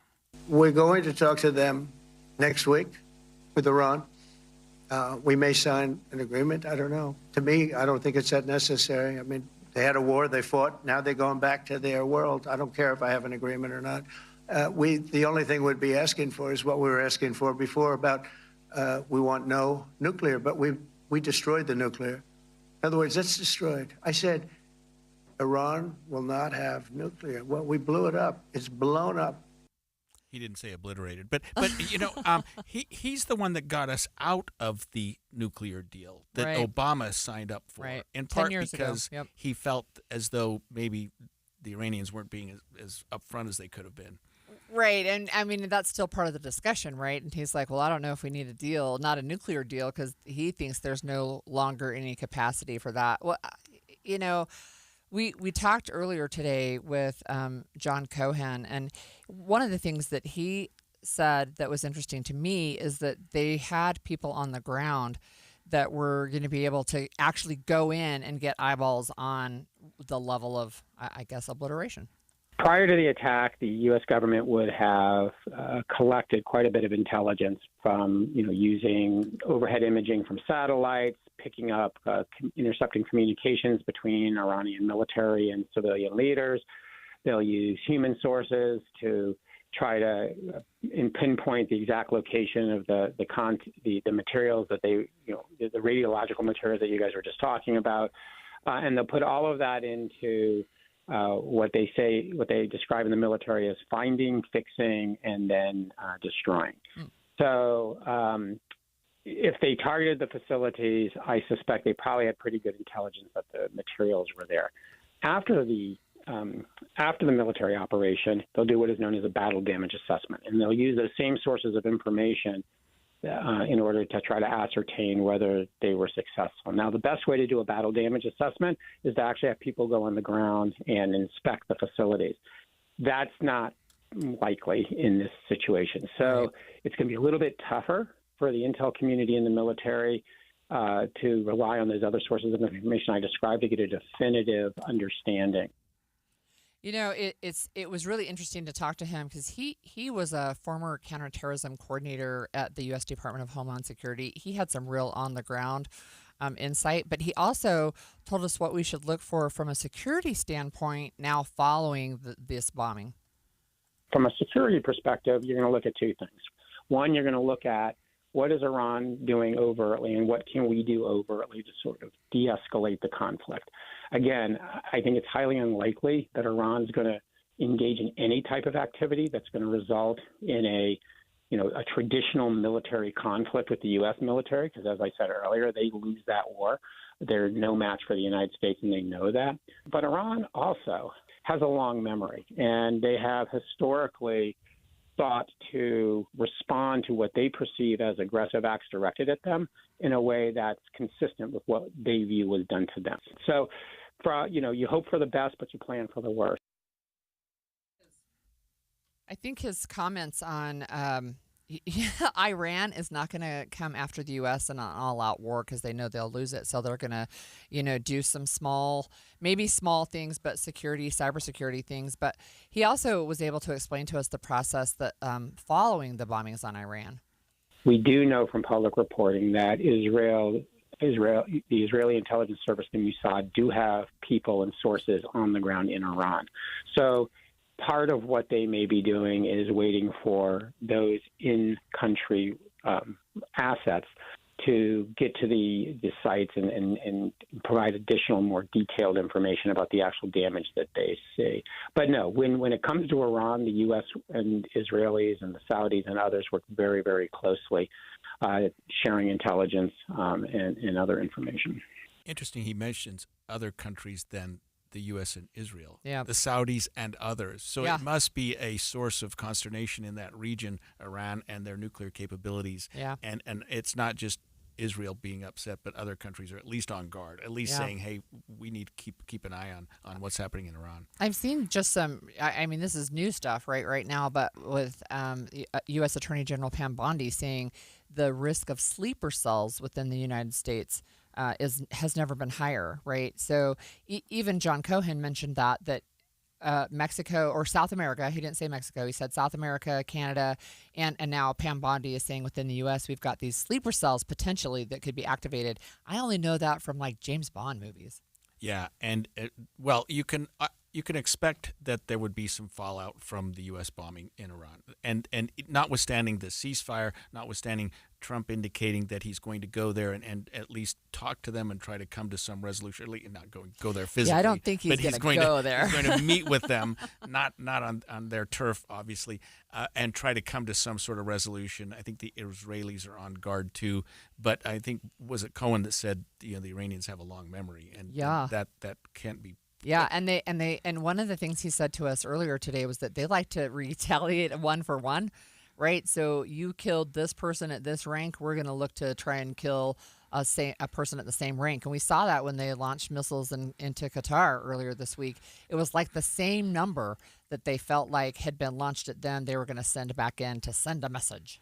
I guess the optimist in me would say this, that the message that we sent to Iran with the bombing is something that everyone has to keep in mind if they start developing nuclear capability again. That they know that threat is always there. I'm not saying what we did was right. I'm not saying what we did was wrong, but I think it sent a message that everyone has to keep in mind. We also have to keep in mind something you brought up yesterday, and it tortured me all night, that Christmas is 6 months away, but Christmas might be in July too. Be advised, this is your opportunity to save up to 40 to 80% on a hot tub or swim spa. This weekend only, Friday through Sunday, Mountain America Expo Center, Sandy. Be advised, this is your opportunity to save up to 40 to 80% on a hot tub or swim spa. This weekend only, Friday through Sunday, Mountain America Expo Center, Sandy. 18-month interest-free financing. Our factories have demanded we sell 1,000 hot tubs and swim spas this weekend. Mountain America Expo Center, Sandy. Huge factory incentives, factory rebates, this weekend only. Mountain America Expo Center, Sandy. We can remove your old hot tub. Free delivery of your new hot tub. Hot tub starting at $2,999. Mountain America Expo Center, Sandy. Free delivery of your new hot tub. Just relax and enjoy. Mountain America Expo Center, Sandy. Friday, 2 p.m. to 8 p.m. Saturday, 10 a.m. to 8 p.m. Sunday, 10 a.m. to 6 p.m. Free admission, free parking, free delivery. Mountain America Expo Center, Sandy. Call 833-SPA-SALE or visit hottubandswimspasale.com. Emergency traffic on KSL News Radio.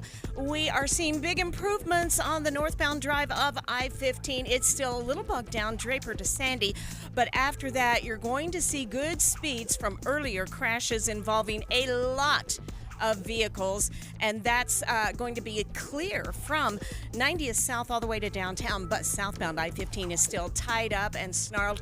These are stop and go and slow and go delays due to a crash just before the I-80-201 junction, still blocking a right lane of traffic. Again, multiple vehicles involved with this one, and the backups are to about North Temple, and we're in the final cleanup stages of the other multi-vehicle crash on the 21st South Freeway, not far from the West Belt. It is out of traffic on the shoulder, no delay either direction.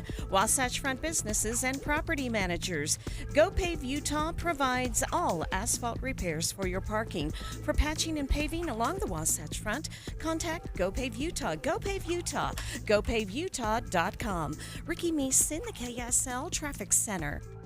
Your electric bill is going to be higher for summer, but not if you get new windows from Advanced Window Products. State-of-the-art double-pane windows and insulated frames, any style, any color, from a company that's been building them right here in Salt Lake City for 39 years. Not only are you buying local, but you're cutting out the middleman because they're the factory. You save 30, even 40% on your new windows, and you get a lifetime guarantee from a trusted local company. If there's a problem 5 years from now, they come right over and get things straight. And right now, you can save even more. If you call Advanced Windows for a quote, they'll give you an extra $2,500 off on 10 windows or more. Advanced Windows offers buy now, pay later. They have 60-month 0% financing. They always work out affordable payments, plus $2,500 off. So get your new windows for summer. Make the call now, 801-850-9100. That's 801-850-9100, or you can go to advancedwindows.com. Nothing says summer like double rewards on your Mountain America Rewards credit card. Get 2 times the points on everything from gas and groceries to travel and home projects. Now through July 31st, 2025. Oh, wow. It's the perfect way to stretch your dollar and make summer doubly rewarding. Apply for your Mountain America Rewards credit card at macu.com/double. Loans on approved credit. Offer can change or be withdrawn at any time. Limited time offer. Terms and conditions apply. Get in the zone, AutoZone. Jane has 150,000 miles on her truck. And she's proud of that. Jane's secret? AutoZone, where friendly AutoZoners help her find the right parts. Jane's brother Josh only cares that his car starts and goes. But when it doesn't, he also goes to AutoZone, where friendly AutoZoners help with free services. No hassles, just help. Everything you need, nothing you don't. Get in the zone, AutoZone. Restrictions apply. Welcome to AutoZone. What are you working on today? My car is making this noise. Sometimes it's like doot doot, and sometimes it's like grrr. Do you have a dash light on? Oh yeah. Then we don't have to listen for clues. With the free Fix Finder service, we can read a check engine, ABS, or maintenance light to find the likely fix and even recommend a local shop if you need one. So you don't need to hear the grrr. Not with Fix Finder. Everything you need, nothing you don't. Get in the zone, AutoZone. Restrictions apply. This is Derek Miller speaking on business. Founded in 1997, Gateway Aesthetic has been dedicated to improving skin health, treating complex conditions, and building self-confidence. Located at 650 South Main, the clinic offers expert care and trusted results. Founder, Dr. Mark Taylor, joins us with more. Gateway Aesthetic is the only clinic in Utah with 3 board-certified ASDS fellowship-trained cosmetic dermatologists. We're also proud to be the largest dedicated cosmetic dermatology and laser center in the world. With a combined 65 years of experience, our team is familiar with nearly every technology and technique developed to improve skin health and appearance. This expertise fuels our passion for selecting the best possible treatment for each individual, offering more than 100 specialized options. Patients and physicians from around the globe visit Gateway Aesthetic Institute for both treatment and advanced training. We're excited to welcome clients to our new downtown location, conveniently situated near top hotels and businesses.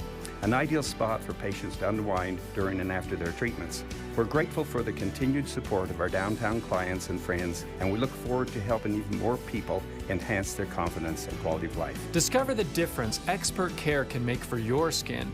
Experience advanced treatments, personalized attention, and lasting results at Gateway Aesthetic. Learn more today at gatewaylasercenter.com. I'm Derek Miller with the Salt Lake Chamber, speaking on business. And expanded Inside Sources. So, Holly, it's June 25th, and I want to tell you what that means.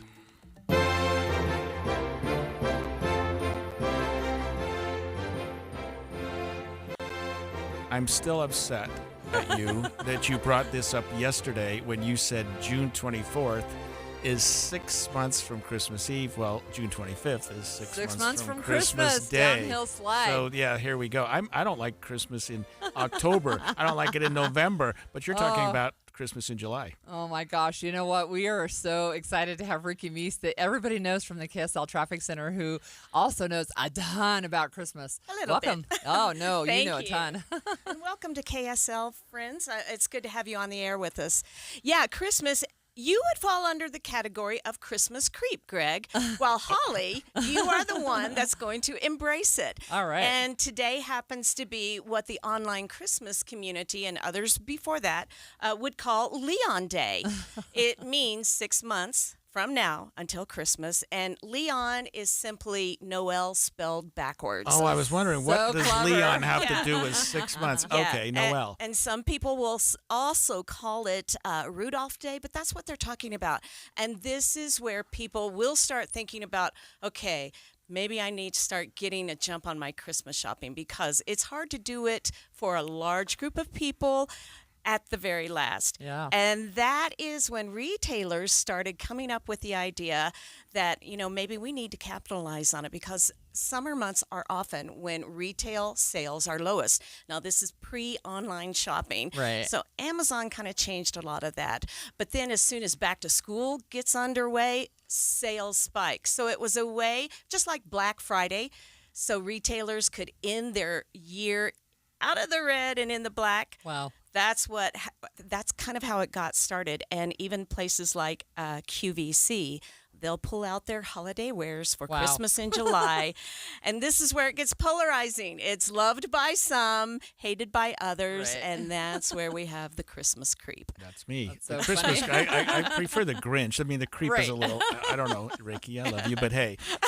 Well, speaking of the Grinch, Yeah. if you were familiar growing up hearing Tony the Tiger saying they're great, even our own Jeff Kaplan did a minute of news on that. The gentleman behind that voice actually sang the song "You're a Mean One," Mr. Grinch. Oh, I can hear classic. the Yes. the Yep. resemblance. Absolutely, yes. Yeah, but the Utah tie to the Grinch, in southern Utah, in a little place called Boulder, Utah, there's a Grinch cave where you can go and spend the night in a Grinch decorated cave. And if you go online and see the pictures, it's really cute. That And I sounds hear it's pretty cute. affordable. So That's if you're fun. a Grinch fan, you should treat the family. And I don't know if you knew this, but did you know Utah has a few different reindeer farms? Yeah. So a few years ago, my granddaughter did a photo shoot with live reindeer. Yeah. It's wonderful. They do have to get a little bit acclimated to our heat at times, and the farmers do need to be aware of not just their diet, but our climate here. But yeah, we do have some reindeer farms here in Utah. One thing I wanted to share was every year when I post this online, and I look for it in October, I get my first bit of eggnog. So if you are an eggnog fan, there's a grocery store unique to Utah, Harmon's Grocery. They bring it out in October. So yeah, a little bit of a Christmas creep, but they market it for Halloween. That's right. Yeah, so that makes it Halloween okay. nog. And one of the biggest things is, I think some of you may have saw this yesterday, a lot of people love the holiday movie, and a lot of holiday movies are shown during Christmas in July to get people revved up, whether it's Hallmark or some of the other channels. One of the biggest holiday movie is It's a Wonderful Life. Well, I don't know if you know this, but for years, it was decades before that movie was ever a hit. Now, if you think about Jimmy Stewart, he's a heavyweight, right? Yeah, right. Well, it was on the shelf as free content for television stations to fill the air. Wow. Yeah. Now, Greg, you would be aware of copyrighted material. There are legal issues of being able to use that and with permission only. Right. But this was a movie that was available to the public access, so television stations would get it, dust it off the shelf, and fire it up during the holiday season. Jimmy Stewart also did a small little Christmas movie called, you know this one, right? What is it, Holly? Mr. Kruger's Christmas. Mr. Kruger's I Christmas. love that movie. It is a darling little one. We see a famous, well-known choir featured in that one. Also, he has this scene where he's dancing with this beautiful little girl. And who wants to share the big line on this one? In Mr. Kruger's Christmas, the little girl grew up to be a mom. And yesterday in sports news, BYU signed this young guy, Ryder Lyons, right? And she is the mother of Ryder Lyons. So I don't know. Maybe he'll Only, end up in only Hollywood. Ricky Meese would know that. Yes. Actually, that came to us from Jackson Payne at Deseret.com. Last so question: cool. Is Okay. there a Grinch cave that I can rent for 6 months? Maybe. Will Find out. you Exclusive find deal. out and let we me will. know? We'll find out. Thanks, Ricky. Thanks for joining us. That's so fun. So Christmas in July, right? We have some. I don't usually shop for Christmas in July, but there are things we can go online and find if you want to. Yeah, well, I'm sure my wife is getting into that already, looking at Christmas in July. And I learned something from Ricky today, because we do see those Hallmark movies in July, and I was wondering, what are they doing? Yeah. They're getting And our credit I cards think ready. sometimes you feel cooler if it's hot outside, but you can watch movies with snow.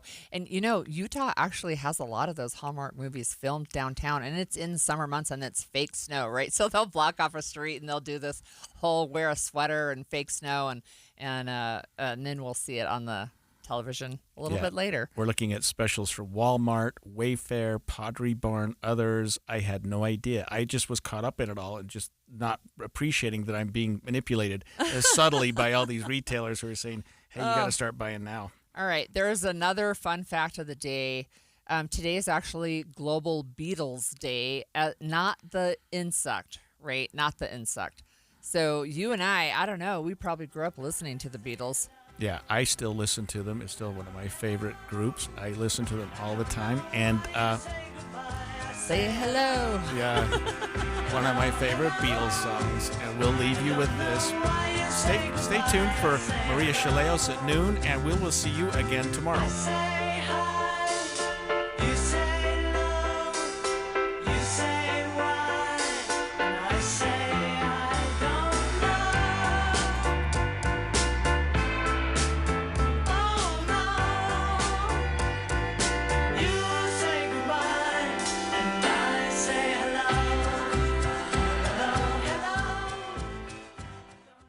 Jeff Kaplan. When I was a kid, my parents got me a subscription to Newsweek magazine. I would devour every page into the night. And to this day, I sit on my iPad looking for stories for my Minute of News, flesh out our coverage, and I get to share the news with you. Jeff Kaplan's Afternoon News, 3 to 7 on KSL News Radio.